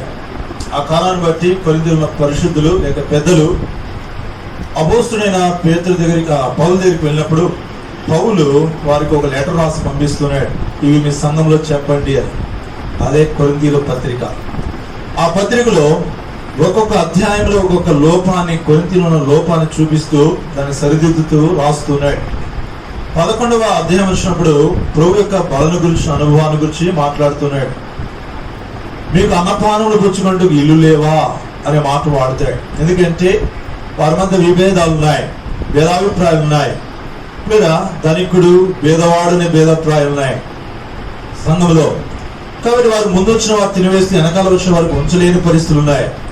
ఆ కారణాన్ని బట్టి ఇది ఏమనుకుంటున్నారు మీరు అని చెప్పి యేసు వారు పస్కా పండుగ రోజున మేడగది మీద శిష్యులకు ఏదైతే నియమాన్ని చెబుతూ వచ్చినాడో అదే నియమాన్ని మళ్ళా అపోస్తలుడు పౌలు జ్ఞాపకం చేస్తున్నాడు. ఎవరు జ్ఞాపకం చేస్తున్నాడు? ఇదిగో ఒక రొట్టె పట్టుకుని ఇదిగో మీ కొరకే విరబడుతున్నా నా శరీరమును జ్ఞాపకం చేసుకుని దీన్ని చేయడని చెప్పాను. ఆ తర్వాత ఆయన పాత్ర ఎత్తి ఇదిగో మీ కొరకే చిందింపడుతున్న నా నిబంధన రక్తమును జ్ఞాపకం చేసుకున్నట్టుగా దీన్ని చేయడని చెప్పాను. కాబట్టి ఈ శరీరమును ఈ రక్తమును తిరుతురాగువాడు ఆయన మరణమును ప్రచురించుదురు. కాబట్టి ఈ యొక్క శరీరములు ఎలాగ పాలు పొందాలి అనే విషయాన్ని చెప్పినప్పుడు అక్కడ చెబుతున్నాడు 28వ వచనంలో ఏమంటాడు? కాబట్టి ప్రతి మనుషుడు తాను పరీక్షించుకుని అలాగూ చేసి ఎరుడు తిని ఆ పాత్ర అనేది ఏం చేయాలంటే పరీక్షించుకుని. ఏం పరీక్షించాలా? ఏం పరీక్షించాలి? రాజు అంట విందుకు పిలిచినాడంట. ఆ రాజు ఎవరు? నా కుమారుడు వివాహం ఉంది, విందుకు రండి పిలిచినాడు. కుమారుడు చెప్పాడు యేసుప్రభువు. ఆ రాజు దేవుడు, కుమారుడు యేసుప్రభువు. ఆ కుమారుడికి వివాహాన్ని రమ్మని పిలిస్తే, దాసును పంపిస్తే ఒక ఆయన అంటే ఇప్పుడు ఎడ్లు కొన్నా పరీక్షించడానికి వెళ్తున్నా అన్నాడు. అంటే కొన్నాక పరీక్షిస్తారా, పరీక్ష కొంటారా? మనలంటే కొనుక్కొచ్చేసినా పరీక్షిస్తారు. ఒక్కోసారి మాకు పరీక్షించాం కదా, అక్కలు బాగా పరీక్షిస్తారు. బెండకాయలు కొన్నప్పుడు దీనికి కూర్చుందా, వంకాయలు కొన్నప్పుడు కూర్చుందా లేదా. ఒకరోజు నేను డ్రెస్ తీసుకొచ్చేస్తున్నాను చూడలేదు. ఎందుకంటే మాటలుగా దేవునికి తలకాలు మెరుస్తుంటే అన్ని డిజైన్లు బాగుంటాయి, అన్నీ ఉంటే నేనేదో మా సిస్టర్కి తీసుకురావాలని చెప్పి నేను చేశానంటే టక్కుమని బాగుంది చూశాను. నేను సౌదరి నాకు తీసుకెళ్ళాను షాపింగ్. ఎందుకని తీసుకెళ్తే గంటలు అయిపోతుంది, నా టైం అంతా వేస్ట్ అవుతుంది. కాబట్టి ఏం కావాలో నేనే తీసుకొచ్చేస్తాను. ఇక్కడికి వెళ్ళినా, హైదరాబాద్ వెళ్ళినా, ఎక్కడికి వెళ్ళినా ఏమేం కావాలో నేను టక్కటక్క తీసుకుని వచ్చేస్తాను అంతే. షాపింగ్లకి ఇంకా సెన్సిటివ్ అయితే అసలు తీసుకోను లేదా, అది తీసుకొచ్చి డ్రెస్ బాగానే ఉంది, ఓకే 2040 రూపాయల డ్రెస్సు, కానీ దానికి డ్యామేజ్ ఉంది, నేను చూసుకోవాలి. ఏముంది? వీళ్ళు ఏం చేశారు? తీసుకొచ్చినాక దాన్ని ఇడ తిరిగేస్తున్నారు. ఇదేంటి డ్రెస్ బాగుంది, ఇది బాగుంది తిరిగేస్తా, అదే ఇది తిరిగిపోయింది. అదే వాళ్ళైతే ఏం చేసేవాళ్ళు? షాప్లోనే ఇటు వాటి తిరిగేసేవాళ్ళు, షాప్లోనే ఇటు వాటి 10 సార్లు తిరిగేసి చూసేవాళ్ళు కదా. పరీక్షించినాక ఏదైనా కొంటాం కదా. ఇప్పుడు ప్రభువులో మనం పాలు పొందే తర్వాత చూసుకునేది కాదు, మనం పరీక్షించుకోవాలి. ఏం పరీక్షించుకోవాలా? డ్రెస్ కొన్నప్పుడు ఇది మంచిగా ఉందా, చెడిపోయిందా? ఏదైనా ఫలాలు కొన్నప్పుడు, కాయలు కొన్నప్పుడు, కూరగాయలు కొన్నప్పుడు కూర్చున్నాయా, కులిపోయిందా, బాగున్నాయా చూస్తాం కదా, పరీక్షిస్తాం కదా. అలాగే ఈనాడు ప్రభువులో పాల్గొన్న నీవు నేను కూడా పరీక్షించుకోవాలంట. నేను ఎలా ఉన్నాను, నా ప్రవర్తన ఎలా ఉంది, నా ఆత్మీయ స్థితి ఎలా ఉంది, నా ఆత్మీయ జీవితం యొక్క అనుభవాలు ఎలా ఉన్నాయి, నేను ఎక్కడైనా కులిపోయానా, నేను ఎక్కడ చిరిగిపోయానా, అంటే పాడైపోయానా, నేను అక్కడ తప్పిపోయానా అని ఏం చేయాలంట? పరీక్షించుకోవాలంట కదా. ఇప్పుడు పరీక్ష దేనికి? చాలా మంది పరీక్షలు ఉన్నాయి, పరీక్షలు ఉన్నాయి. ఏప్రిల్ ఫుల్ ఉంది కదా, ఏప్రిల్ ఫుల్కి ఒక పిల్లడు వాట్సాప్లో చేసినాడు. ఏం చేశాడంటే తెలంగాణలో కేసీఆర్ ఏం చేశాడంట, 10th క్లాస్ ఎగ్జామ్స్ లేకుండా అందరినీ ప్రమోట్ చేసాడని చేశాడు. అసలుకే స్కూల్స్ అని బంద్ అని చెప్పాడు, ఇంకా ప్రమోట్ చేశాడని నమ్మేస్తారు కదా. కింద ఏప్రిల్ ఫుల్ అని పెట్టాడు. అది చూడగానే ఏమవుతుంది? ఇప్పుడు ఎగ్జామ్స్ లేకుండా ప్రమోట్ చేశారు అనుకోండి, ఏమవుతుంది? అసలు ఎగ్జామ్స్ దేనికి పెట్టాలా? పరీక్షలు దేనికి పెడతారు? అసలు పరీక్షలు పెట్టే ఉద్దేశం ఏంటి అసలుకి? పరీక్షలు దేనికి పెడతారమ్మా? దేనికి పెడతారు? దేనికి పెడతారు పరీక్షలు? దేనికి పెడతారు?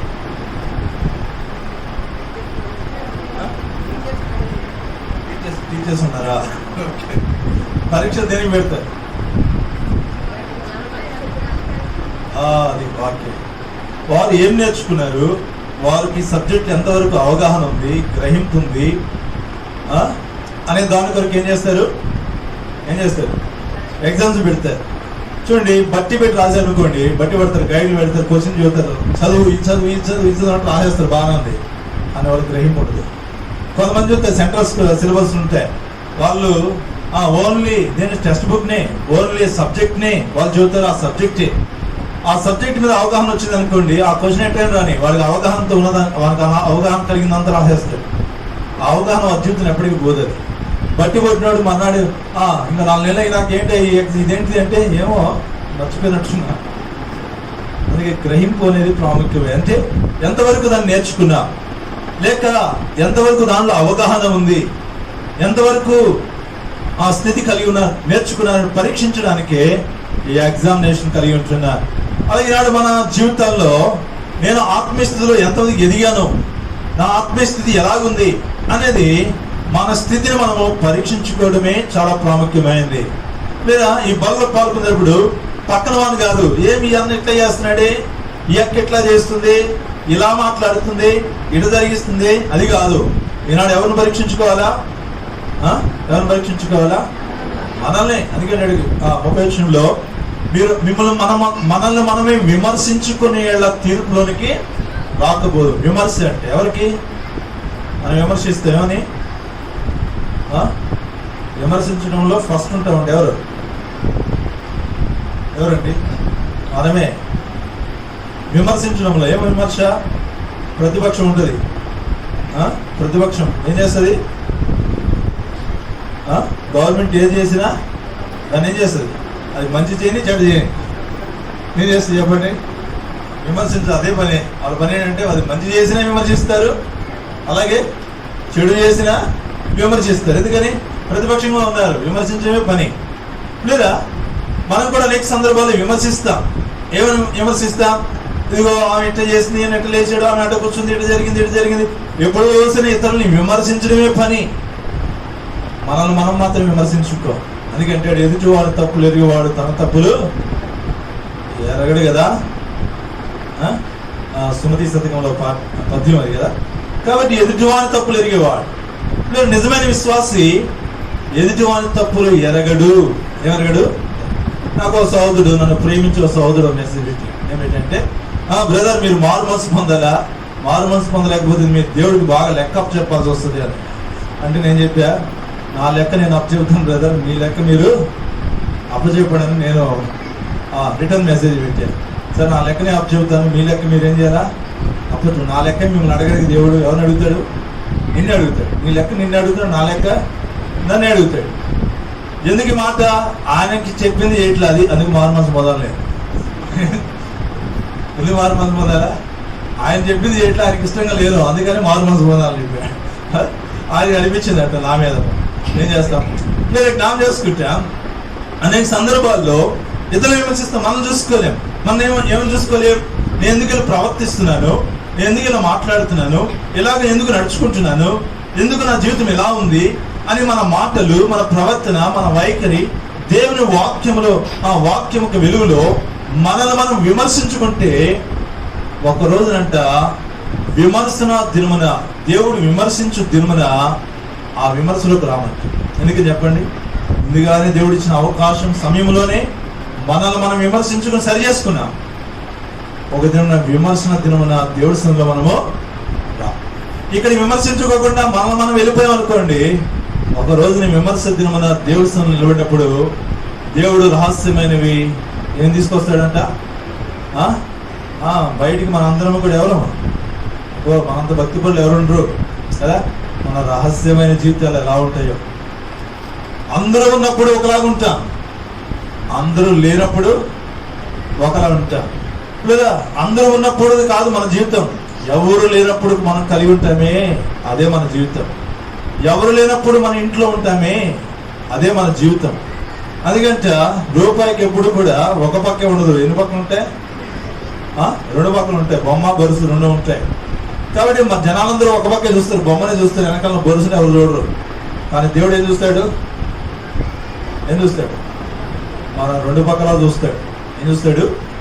అందుకే అంట దేవుడి సన్నిధిలో మనము విమర్శించు. అలాగూ వాక్య వెలుగులో మనం విమర్శించుకొని మనం పరీక్షించుకొని ప్రవేదన చూపిస్తే దాన్ని ఒప్పుకుంటూ ప్రభు పనిలో మనం యోగ్యంగా పాల్గొందాలి. అలాగే ప్రభు మనకి సహాయం చేయండి. సమయం అయిపోయింది. 11 క్లోజ్ చేస్తానా? సమయం అయిపోయింది. సరే, నేను క్లుప్తంగా కొన్ని తలంపులు జ్ఞాపకం చేస్తాను. మనం చదివిన లేఖనాల్లో యోహాను సువార్తలో 21వ అధ్యాయంలో యేసు ప్రభువారు శిష్యులకు మూడవసారి ప్రత్యక్షమయ్యాడు. మూడవసారి తాను బయలుపరుచుకున్నాడు. ఎలా బయలుపరుచుకున్నాడు? అందుకంటాడు, మొదలు చదవండి. తిబిరియా సముద్ర తీరమున శిష్యులకు మరలా తను ప్రత్యక్షపరచుకొనెను. ఏం చేశాడంట? దేవుడు తన ప్రత్యక్షతను ఇచ్చాడు. లేదా ఆ ప్రత్యక్షత గురించి ఎందుకు స్పష్టంగా రాస్తున్నాడంటే, దేవుడు మూడోసారి వారి ప్రత్యక్షమైనప్పుడు వారి యొక్క స్థితి ఎలా ఉంది అనేది జ్ఞాపకం చేస్తున్నాడు. వారి స్థితి ఎలా ఉంది, వారు ఎలాంటి స్థితిలో వారు ఉన్నారు. స్త్రీలైతే యేసుక్రీస్తు ప్రభువుని వెతుకుతూ ఉన్నారు, వారిని వెతుక్కుంటూ వెళ్ళారు, వారిని వెతుకుతూ ఉన్నారు. అందుకంటాడు, నన్ను జాగ్రత్తగా వెతుక్కువారు నన్ను ఏం చేస్తారంట? కనుగొంట. దేవుడు చూస్తున్నాడంట, ఆకాశం నుండి నన్ను వెతుక్కువారు కలరేమో. కీర్తనలు అంటాడు కదా, 14 కీర్తనలో దేవుని వెతుక్కువారు కలరేమో అని ఆకాశం నుండి ఏం చేస్తున్నాడంట? చదవండి మాట కీర్తనలు 14.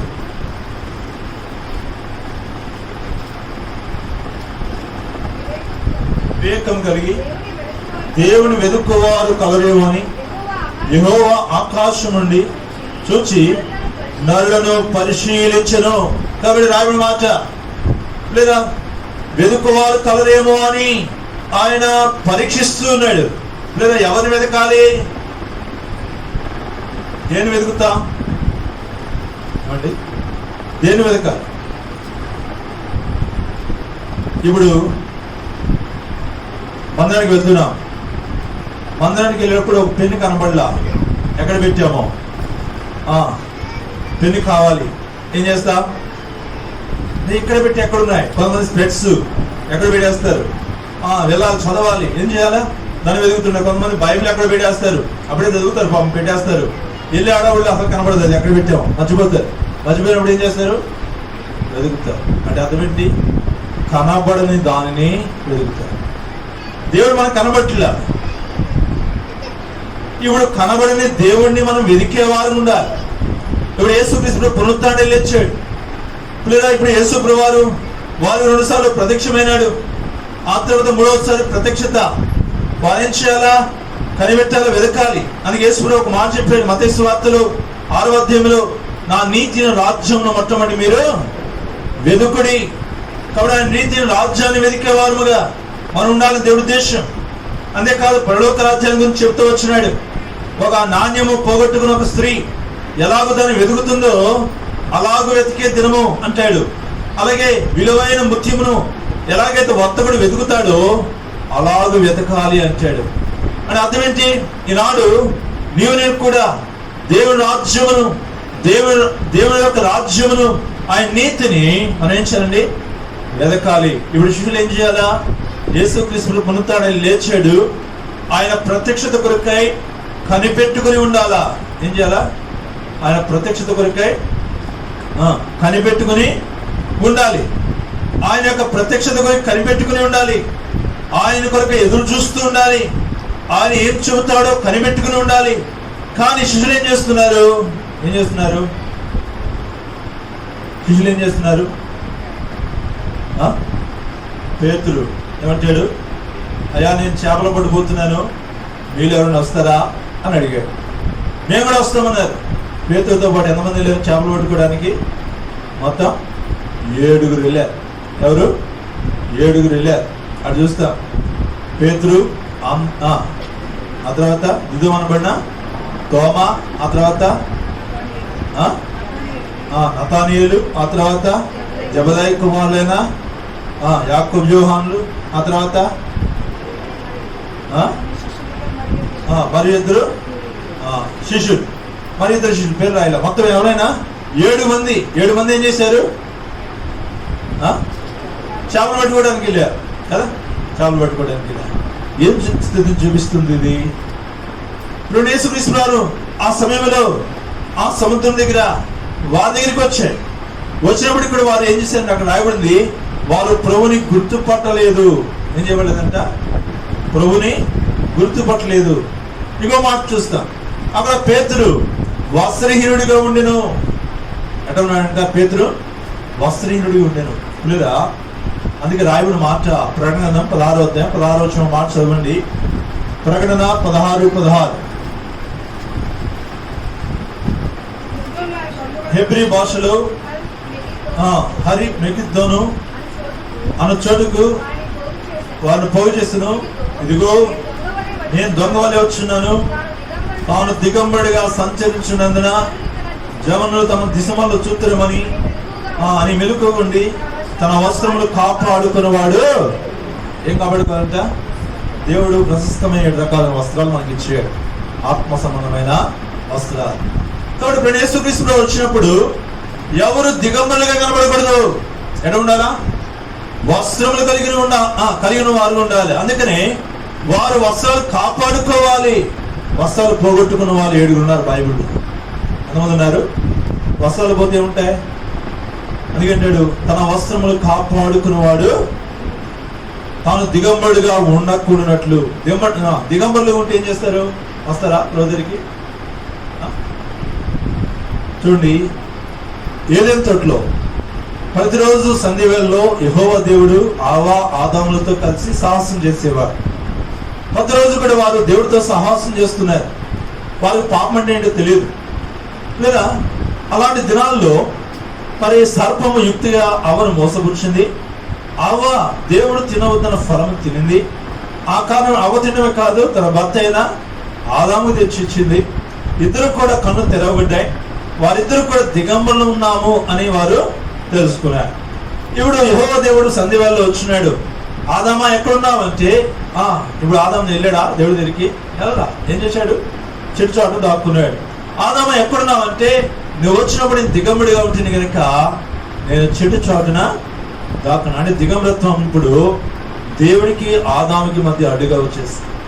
ఆదాముకి దేవుడి దగ్గరికి వెళ్ళాలంటే సిగ్గు ఎదురైంది, అవమానం ఎదురైంది. కాబట్టి దిగంబడిగా ఉన్నా. ఇప్పుడు దేవుడు ఎదుర్కోవడానికి ఎలా వెళ్ళగలను అని సిగ్గుతో దాక్కున్నాడు. అప్పుడు అంటే, నువ్వు దిగంబడవని చెప్పిన వాడేవాడు. నేను తినొద్దున్న పనులు తిన్నావా అంటే, అయ్యా నేను తినలేదు, నువ్వు ఇచ్చిన స్త్రీ తీసుకొస్తే స్త్రీ ఇస్తే నేను అప్పుడు తిన్నా. ఇప్పుడు ఆ స్టోరీ అది మనకు అనవసరం. కానీ ఒక మాట ఏంటి నేను చెప్పేది, అప్పుడు దాకా వారు దిగంబరులు కారా? లేదా వారు దిగంబరులు కారు. ఎందుకంటే కారు అంటే దేవుడు ఏ మహిమలో ఉన్నారో, దేవుడు ఏ తేజస్సులో ఉన్నాడో, ఎటువంటి మహిమ ఉన్నాడో అలాంటి మహిమావసరం చేత ఉన్నారు. వారికి మధు సంబంధమైన పాపము చెడు అనేది ఏమాత్రం తెలియదు. వారికి తెలిసిందో ఒకటే, దేవుడితో సహవాసం చేయడం వాడికి తెలుసు, దేవుడితో కలిసి జీవించడం తెలుసు.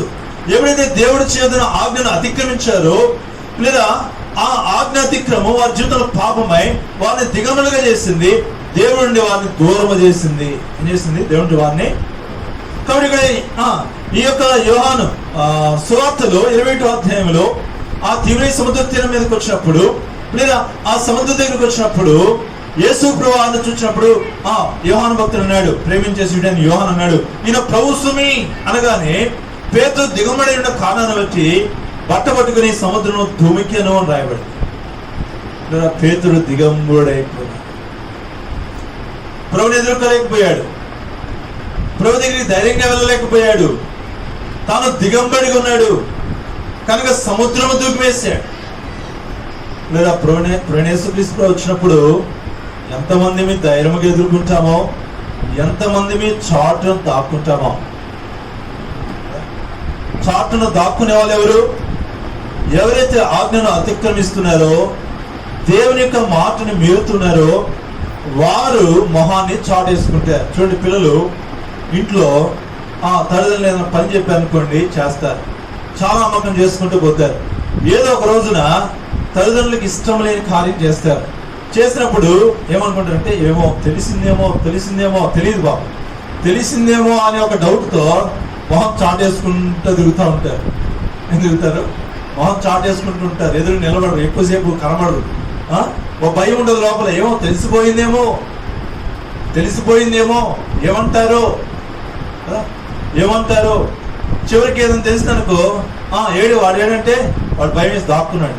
ఎక్కడాడు ఇంట్లో తల్లి అంటది, ఏమంటది, నువ్వు ఏమంటావని భయం వేసి ఏం చేశాడు, దాక్కున్నాడు, బయటకు వెళ్ళిపోయినాడు, నమ్మరు ముందు అంటాడు తండ్రి. లేదా అలాగే దేవుడు వచ్చినప్పుడు అంటే మొహం చాటేసే అనుభవం, దేవునితో దాక్కునే అనుభవం. వీరింటికి కారణం ఏంటి? ఒకటి కారణం ఏంటి?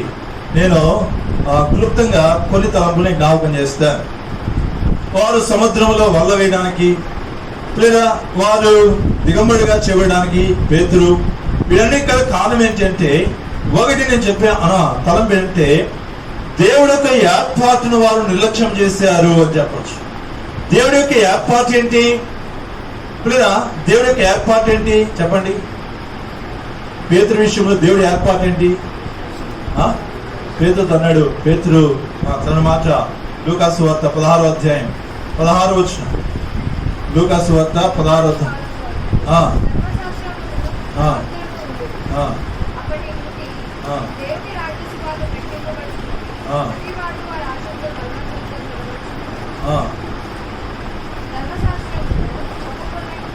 ఒక మాట,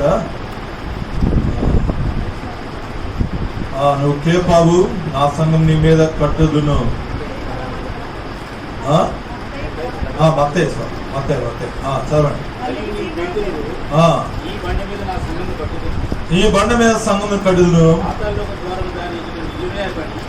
పాతాళ లోక ద్వారములు దాని మీద నిలవ నేరవని.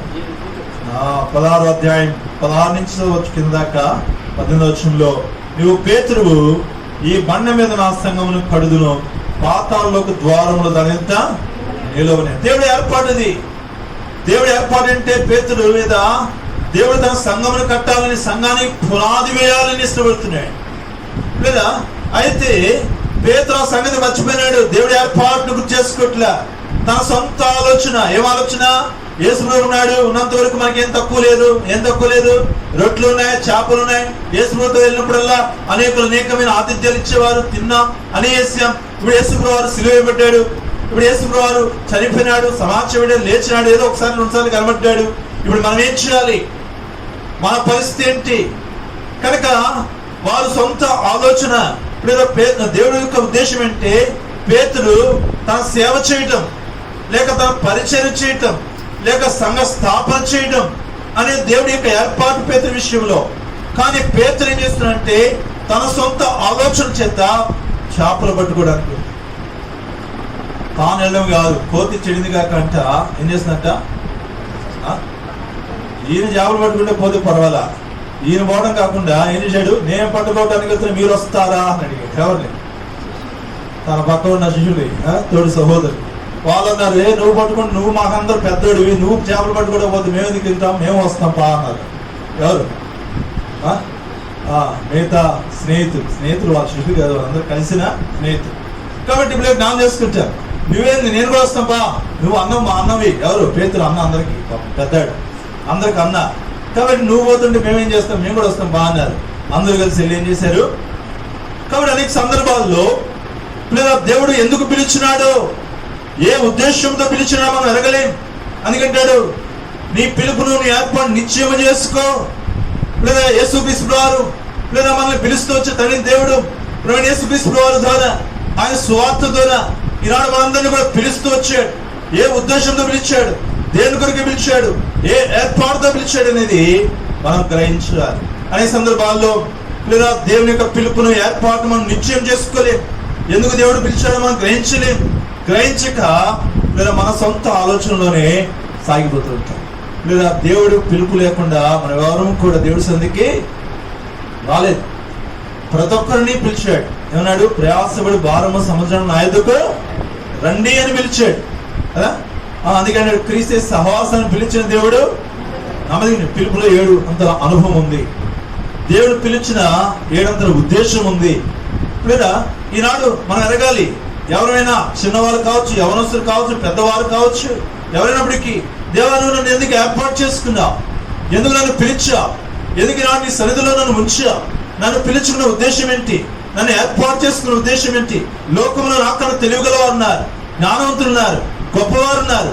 వారికంటే ఏమాత్రం కూడా జ్ఞానము లేని, చదువు లేని, అజ్ఞానంలో ఉంటున్న, ఏ ఎన్నిక లేని నన్ను నువ్వు పిలిచిన ఉద్దేశం ఏంటి అడుగుతామా?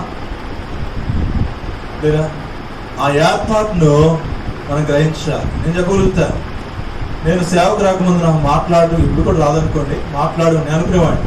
అందరూ బాగా మాట్లాడతారు, నేను అసలు మాట్లాడటమే రాదే నాకు అనుకున్నాను. నేను అనుకునేవాడిని అసలు ఎందుకు పనికిరాను నేను అనుకునేవాడిని. ఎందుకంటే నాకు ఏ టాలెంట్ లేదు, ఎందుకు పనికిరాను అనుకునేవాడిని. నేను అలాంటి దేవుడు నన్ను ఏర్పరచుకున్నాడు. దేవుడు ఇచ్చిన కృపను బట్టి నాకు నమ్మకం ఉంది. దేవుడు నన్ను ఏర్పరచుకున్నాడు. దేవుడు తన చిత్తానుసారంగా, తన మహిమార్థంగా ఏం చేస్తాడు, వాడు. అదే నమ్మకం. దేవుడు ఇవ్వలేదా? దేవుడు ఇవ్వలేదా? మా సంఘంలో కొంతమంది ఉంటే ఎందుకని ఎవరు పెద్దన వాళ్ళు చేయాలనుకునే వాళ్ళు కొంతమంది ఉంటే ఒక క్రమం ఉండదు, ఏముండదు, ఒక పద్ధతి ఉండదు, ఏముండదు.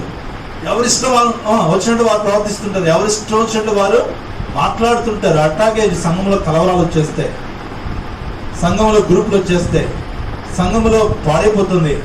లేదా కాబట్టి ప్రవేశించిన కృమటినాక చెప్పా, ఒక నియమం ఉంటుంది. దైవ సేవకులు, బాధ్యులైన వారు, పరిచారకులు, విశ్వాసం.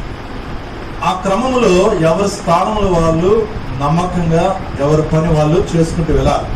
అది చేసుకుంటూ వెళ్తే ఏమవుతుంది, దేవుడి నామానికి మహిమ కలుగుతుంది. ఒకరి స్థానాన్ని ఒకరు మించి ఒకరు ఓవర్టేక్ చేసుకుని పోయారనుకోండి, ఏమవుతుంది, అక్కడ అన్ని కలవరాలే వస్తాయి. నీకు అప్పగించిందా, ఏది అప్పగిందో అది చేయి. అప్పగించింది అప్పగించినది చేస్తే నష్టమే కలుగుతుంది. అవి సంగతి చెప్తాను. లేదా ఇప్పుడు ఏమంటా తెలుసా, అబ్బా మన సేవలు మామూలు కాదండి, మల్టీ టాలెంట్లు ఉన్నాయి. ఏ టాలెంట్లు ఉన్నాయంట? నేనేమో టాలెంట్ లేనుండి. ఏమంటారండి మా వాళ్ళు, మల్టీ టాలెంట్లు ఉన్నాయండి. ఏం చేస్తాడు, అన్నీ చేస్తాడు. ఏం చేస్తాడు, కన్స్ట్రక్షన్ చూస్తాడు, వంటలు అంటాడు, అయ్యి అంటాడు. నేను అన్నీ చెప్పాను. లేదా వంటలు కూడా చేస్తాను. నేను చెప్పాను, నేను సిగ్గుపడినా, సేవ కూడా వంటలు చేయడం నేను సిగ్గుపడి, మీరు సిగ్గుపడితే చెప్పండి అని చెప్పి. మనకు వచ్చింది ఏదైనా సరే ఏం చేయకూడదు, సిగ్గుపడకుండా ప్రభువుకు సేవ చేసినట్లుగా ఏ పనైనా ఏం చేయాలంతే. లేదా ప్రతి ఒక్కరు అదే నియమం. దాంట్లో ఉప్పొంగడానికి ఎగరడానికి ఏం లేదు. ఏది చేసినా చివరికి అంటాడు, ఏది చేసినా కూడా ఏమన్నా అంటే మనము నిష్ప్రయోజకమైన దాసులు. ఎవరమంట, ఎందుకు పనికిరాని దాసులం అయ్యా, ఏది చేయాలో అంతకన్నా ఇంకేం చేయలేకపోయాం అని చెప్పాలంటే. ఏది చేసినా మనం ఏం చేస్తాం, కొద్దిగా చేయగానే నేను చాలా చేస్తాను అనుకుంటాను. లేదా ప్రభు ఎంత చేసాడు మన కొరకు. కనుక లేదా నిజంగా చెప్పగలుగుతాను, దేవుడు ఏర్పాటు ఉంది, ఏర్పరచుకున్నాడు.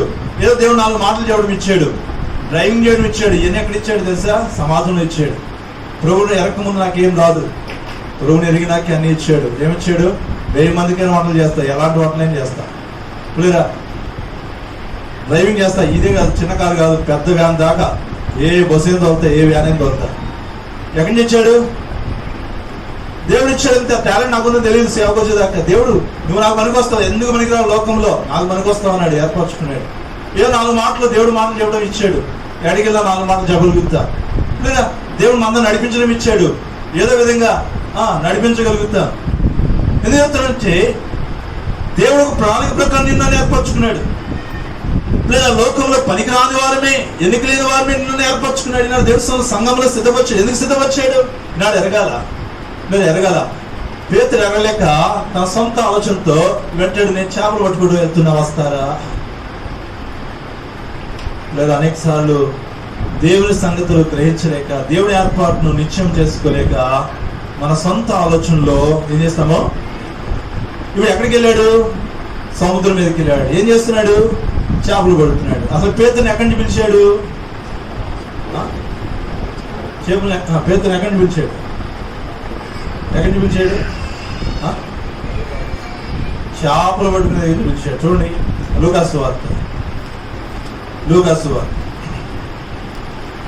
లూకాసు వార్త 5వ అధ్యాయం 8వ వచనం. సీమోను పేతురు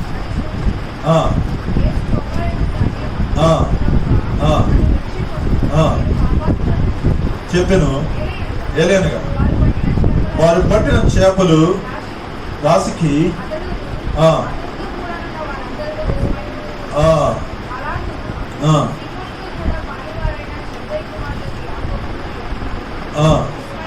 విస్మయం ఉంది. ఇప్పుడు నువ్వు మనుషులను పట్టు వాడువై ఉందువు. ఎక్కడి నుంచి పిలిచాడు చెప్పండి? అప్పుడు కూడా అంతే. పేతురు దోరి మీద నుంచి కొంత దేవుడు ప్రవేశపుడు వారు బోధ చేసినాడు, వాక్యం ప్రకటించాడు. ప్రకటించిన తర్వాత రాత్రంతా వారు ప్రయాసపడ్డారు, కానీ ఏం దొరకల. అప్పుడు అంటాడు యేసుప్రభు కొంచెం దోని లోనికి నడిపి వల వేయడంటే వాడు పేతురు అంటాడు, అయ్యా మేము రాత్రంతా ప్రయాసపడ్డాం, ఎందుకని పుట్టిన దగ్గర నుంచి మేము చేపలు వేటే మాకు. కాబట్టి పుట్టిన దగ్గర చేపలు వేటగల వాడికి ఏం తెలుస్తుంది? ఏ పనిలో ఎవరు ఉంటారో ఆ పనిలో నైపుణ్యత ఉంటుంది. ఏముంటుంది? ఆ పనిలో వ్యవసాయం చేసేవాడికి వ్యవసాయం నైపుణ్యత ఉంటుంది, వ్యాపారం చేసేవాడికి వ్యాపారంలో నైపుణ్యత ఉంటుంది, ఏ జాబ్ చేసేవాడికి ఆ జాబ్లో ఏముంటుంది? నైపుణ్యత ఉంటుంది. మనం వెళ్ళి పక్కనోడు పని చేద్దాం, మనకేం తెలియదు, దాంట్లో లోతుపాట్లు ఏమి కూడా తెలియవు. కాబట్టి పేతురు లేదా వాళ్ళు జాలర్లు కనుక చిన్నప్పటి నుంచి అదే వృత్తిలో ఉన్నారు కనుక ఎక్కడ చేపలు పడతాయి, ఏ సమయంలో చేపలు పడతాయి, ఏ సమయంలో వలయాలి, ఏ స్థలంలో వలయాలి వాళ్ళకి స్పష్టంగా తెలుసు. కానీ అంత నైపుణ్యత, అంత జ్ఞానం ఉన్నవారు రాత్రంతా ప్రయాసపడినప్పటికీ ఏం దొరకలేదంట? ఒక్క చేప కూడా. మేము రాత్రంతా ప్రయాసపెట్టాం, గాలికి ప్రయాసపడినట్టు అయింది, కానీ మాకు ఏమీ దొరకలేదయ్యా. అయినప్పటికీ నీ మాట చొప్పున ఈ సమయం మేము వల్ల లేదు. ఆయన మాట చొప్పున వల వేశారు, విస్తారమైన చేపలు పడ్డాయి, వల మిగిలిపోతుంది.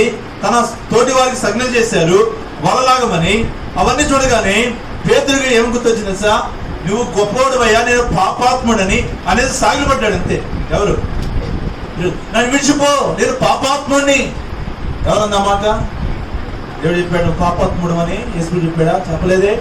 పేతురు ఒప్పుకున్నాడు, నువ్వు చాలా గొప్పవాడువయ్యా, నేను పాపాత్ముడిని, నువ్వు నాతో ఉండని యోగ్యుని కాదు, నన్ను విడిచి వెళ్ళిపో నువ్వు అన్నాడు పేతురుతో. నేను మనిషి పట్టు జాగ్రత్త చేస్తా, నువ్వు నన్ను వెంబడించని చెప్పాడు పేతురు యాకోబు యోహానులతో. వెంబడించారు. ఇప్పుడు ఏం చేస్తున్నావు చెప్పండి?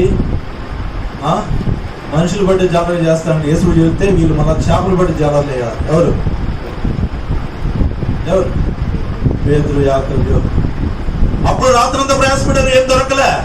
ఇప్పుడు కూడా అంతే, వారి సొంత ఆలోచనతో మళ్ళా సముద్రంలోకి వెళ్ళి మళ్ళా వల్ల వేస్తున్నారు, రాత్రంతా పడుతున్నారు. యేసు వచ్చారు, ఐలారు మీ దగ్గర ఏమైనా అంటే, అయ్యా మేము వేస్తూనే ఉన్నాం, మాకేం దొరకలా. లేదా అనేక సార్లు మన ప్రాచీన స్థితికి మనం వెళ్ళిపోతాం. ఎక్కడి నుంచి పేతురు పిలువబడ్డాడో అదే స్థితికి వెళ్ళిపోయాడు. ఈనాడు మన జీవితంలో కూడా అంతే. ఏ స్థితిలో నుంచి పిలువబడ్డామో అదే స్థితిలోనికి దిగజారిపోయిన అనుభవాలు, అదే స్థితిలోనికి వెళ్ళిపోయిన అనుభవాలు. ఏ పరిస్థితిలోంచి పిలువబడ్డామో అదే పరిస్థితిలోకి వెళ్ళిపోతున్నా, ఏ స్థితిలోంచి పిలువబడ్డామో అదే స్థితిలోకి వెళ్ళిపోతున్నా. ఎటువంటి తారతమ్య భేదం లేకుండా అయిపోతా ఉంది. ఇప్పుడు మన చేతులు ఏమున్నాయి? పిలువకు ముందు ఏ వల ఉందో ఇప్పుడు పేతురు చేతులు అదే వల ఉంది. పిలవక ముందు ఏ ధోరణిలో ఉన్నాడు, ఇప్పుడు కూడా అదే ధోరణిలో ఉన్నాడు. పిలవక ముందు ఏ సముద్రం మీద దగ్గర ఉన్నాడో, ఇప్పుడు అదే స్థలంలో ఉన్నాడు. పిలవక ముందు ఏ పని చేస్తున్నాడో, ఇప్పుడు అదే పని చేస్తూ ఉన్నాడు. ప్రయాసపడుతున్నాడంటే ఏం పడుతున్నాడంట? మనుషులు పడుతున్న ప్రయాస అంటే ఎలాంటి ప్రయాస అంటే అది గాలికి ప్రయాసం. ఏం ప్రయాసం అంట? గాలికి ప్రయాసం. లోకంలో మానవుడు పడుతున్న ప్రయాసం అంతా కూడా గాలికి ప్రయాసపడట్లే. 10 మంది అంటారు, బ్రదర్ ఏం బ్రదర్ క్షణం తీరికలేదు, తమ్ముడు ఆదాయం లేదు. ఏం లేదు, క్షణం తీరికలేదు అంటే ఏంటి? పొద్దున్న లేచిందంటే క్షణం తీరికుండా అంట. ఓ అది ఇది ఇది అది ఓ తిరుగుతూనే ఉంటాడంట. తీరా చూస్తేనో రూపాయి ఆదాయం ఉండదంట. ఏముండదంట? 10 మంది క్షణం తీరిక లేకుండా ప్రయాసపడతారు, చిరుసంచి వేసినట్టే ఉంటుంది. ఏమవుతుంది? ఖాళీ అయిపోతుంది. కనుక పిల్లరా, ఇలా మన జీవితంలో అవసరమైన పేతురు యొక్క స్థితి ఎలా ఉందంటే ప్రాచీన స్థితికి వెళ్ళాడు. వెళ్ళిపోయా నువ్వు పరీక్షించుకునే జీవితాన్ని దేవుడు మాట్లాడుతున్నాడు. నేను ఏ స్థితిలోకి పిలిచానో తిరిగి అదే స్థితిలోకి వెళ్ళిపోయినావు. లోకంలోకి వెళ్ళిపోయావు, లోక వ్యాపారంలోకి వెళ్ళిపోయావు. నీవు ఏదో నా కొరకే కాక నీవు లోకం కొరకే ప్రయాసపడుతున్నావు. దేని కొరకే ప్రయాసపడుతున్నావు. నీవు నీ యొక్క మొదటి స్థితిలోకి వెళ్ళిపోయా లేదా ఒకసారి పరీక్షించుకో. అంతేకాదు మీరు చెప్పాలంటే ఎందుకు ఆ స్థితిలోకి వెళ్ళాడు పేతురు అంటే, పేతురుకు ఉండొచ్చు, యేసుకు ఉంటే అన్నీ ఉన్నాయి. ఇప్పుడు ఏం తినాలి, ఏం త్రాగాలి, ఏమి ధరించుకోవాలని ఆశ ఉండేమో కదా. ఇహలోక సంబంధం మోసంలో పడి అనేకులు అదే ఏం తిందామా, ఏం త్రాగుదామా, ఏం ధరించుకుందామని వెనకంజ వేసేవారు కనబడుతున్నారు. లేదా ఆయన నీతి రాజ్యం ఎదుగు వస్తే మనం ఏం తిందాము, ఏం త్రాగుదాము, ఏమి ధరించుకుందాం, ఇదే గోల. సంఘంలో కూడా ఏం తినాలి, ఏం త్రాగదని, ఏం ధరించుకోవాలి, ఇదే గోల. ఇప్పుడు జీవితంలో కూడా అదే గోల. ఇప్పుడు నాడు ఏం తిందాము, ఏం త్రాగుదాము, ఏం ధరించుకుందాము, ఈ శరీర వ్యామోహంతోనే ఉంటూ దేవుడు చేస్తున్నారు.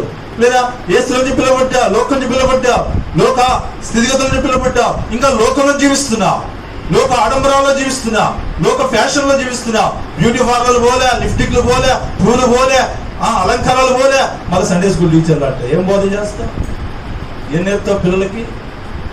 లేదా సంఘం నిలబడి బోధన చేస్తాం, మనం సమాజానికి ఏం నేర్పుతాం? మనం చూసి ఎవరు నేర్చుకుంటారు? మనం ఏం మాదిరిగా ఉన్నాం? సమాజానికి, సంఘానికి, లోకానికి, దేవుడి పక్షంగా ఏం మాదిరిగా ఉన్నాం? ఏ స్థితిలో ఉన్నాం? ఆశలకు వెళ్ళిపోయాం. లోక ఆకర్షణలు ఆకర్షిస్తున్నాయి. ఏమో రేపెలాగో, ఏంటి పరిస్థితితో? లేదా అనేకులు ఈనాడు పడిపోయిన స్థితి. ఎలా ఉన్నా చివరికి ఏమైపోయాడు తెలుసా? దిగంబడైపోయాడు. ప్రవచ్చాడు, గుర్తుపట్టలేకపోయాడు. తన ప్రయాసపడుతూనే ఉన్నాడు. ప్రయాసపడుతూ మనం కూడా వెనకంజ వేసి లోకం వేలు ప్రయాసపడుతున్నాం అనుకోండి. ఈ ప్రయాసపడుతున్న ప్రభు రాకను కూడా చూడలేము, మనం గుర్తించలేము. ప్రభు ఎప్పుడు వస్తాడు, ఎప్పుడు వెళ్తాడు? ప్రభు వచ్చావా అంటే అయ్యా నీ కొరకే ఎదురు చూస్తున్నా, నీ కొరకే నేను కూడా ఎదురు చూస్తా, నేను రక్షించబడ్డా, నేను వెలిగించబడ్డా, ఆనందం చేసా, ప్రాణం చేసా, బల్లో పాలు పొందా, అన్ని చేశానే అంటే అసలు మీరెవరు నాకు ఎదురుకున్నట్టు? ఎవరు? ఎందుకని సిద్ధపాటు లేదు? వెనకంజ వేసావు, నీ వస్తుతికి వెళ్ళిపోయావు, నువ్వు పడిపోయినా, దిగబడైపోయినా, నీ వస్త్రాలు కోల్పోయినా, నేను ఏ ఉద్దేశంతో పిలిచినా పిలుపు ఏర్పాటు నువ్వు నిశ్చయం చేసుకోలేదు. నీ సొంత ఆలోచనతో, సొంత తలంపులతో నువ్వు పిలబడిన స్థితికి వెళ్ళిపోయినా. లేదా ఈనాడు ఎలా ఉన్నా? ఇప్పుడు నేర్చుకు వచ్చినప్పుడు సిద్ధపాటు కలిగి ఉన్నావా? మూడోసారి వారికి ప్రత్యక్షత దేవుడు బయలుపరిచాడు. మూడో ప్రత్యక్షలో వారు యేసుప్రభువును గుర్తుపట్టలేకపోయారు. లేదా వారి కొరకే దేవుడు ముందుగానే, యేసుప్రభువు ముందుగానే ఉంచాడు. ఒడ్డుకొచ్చేపటికి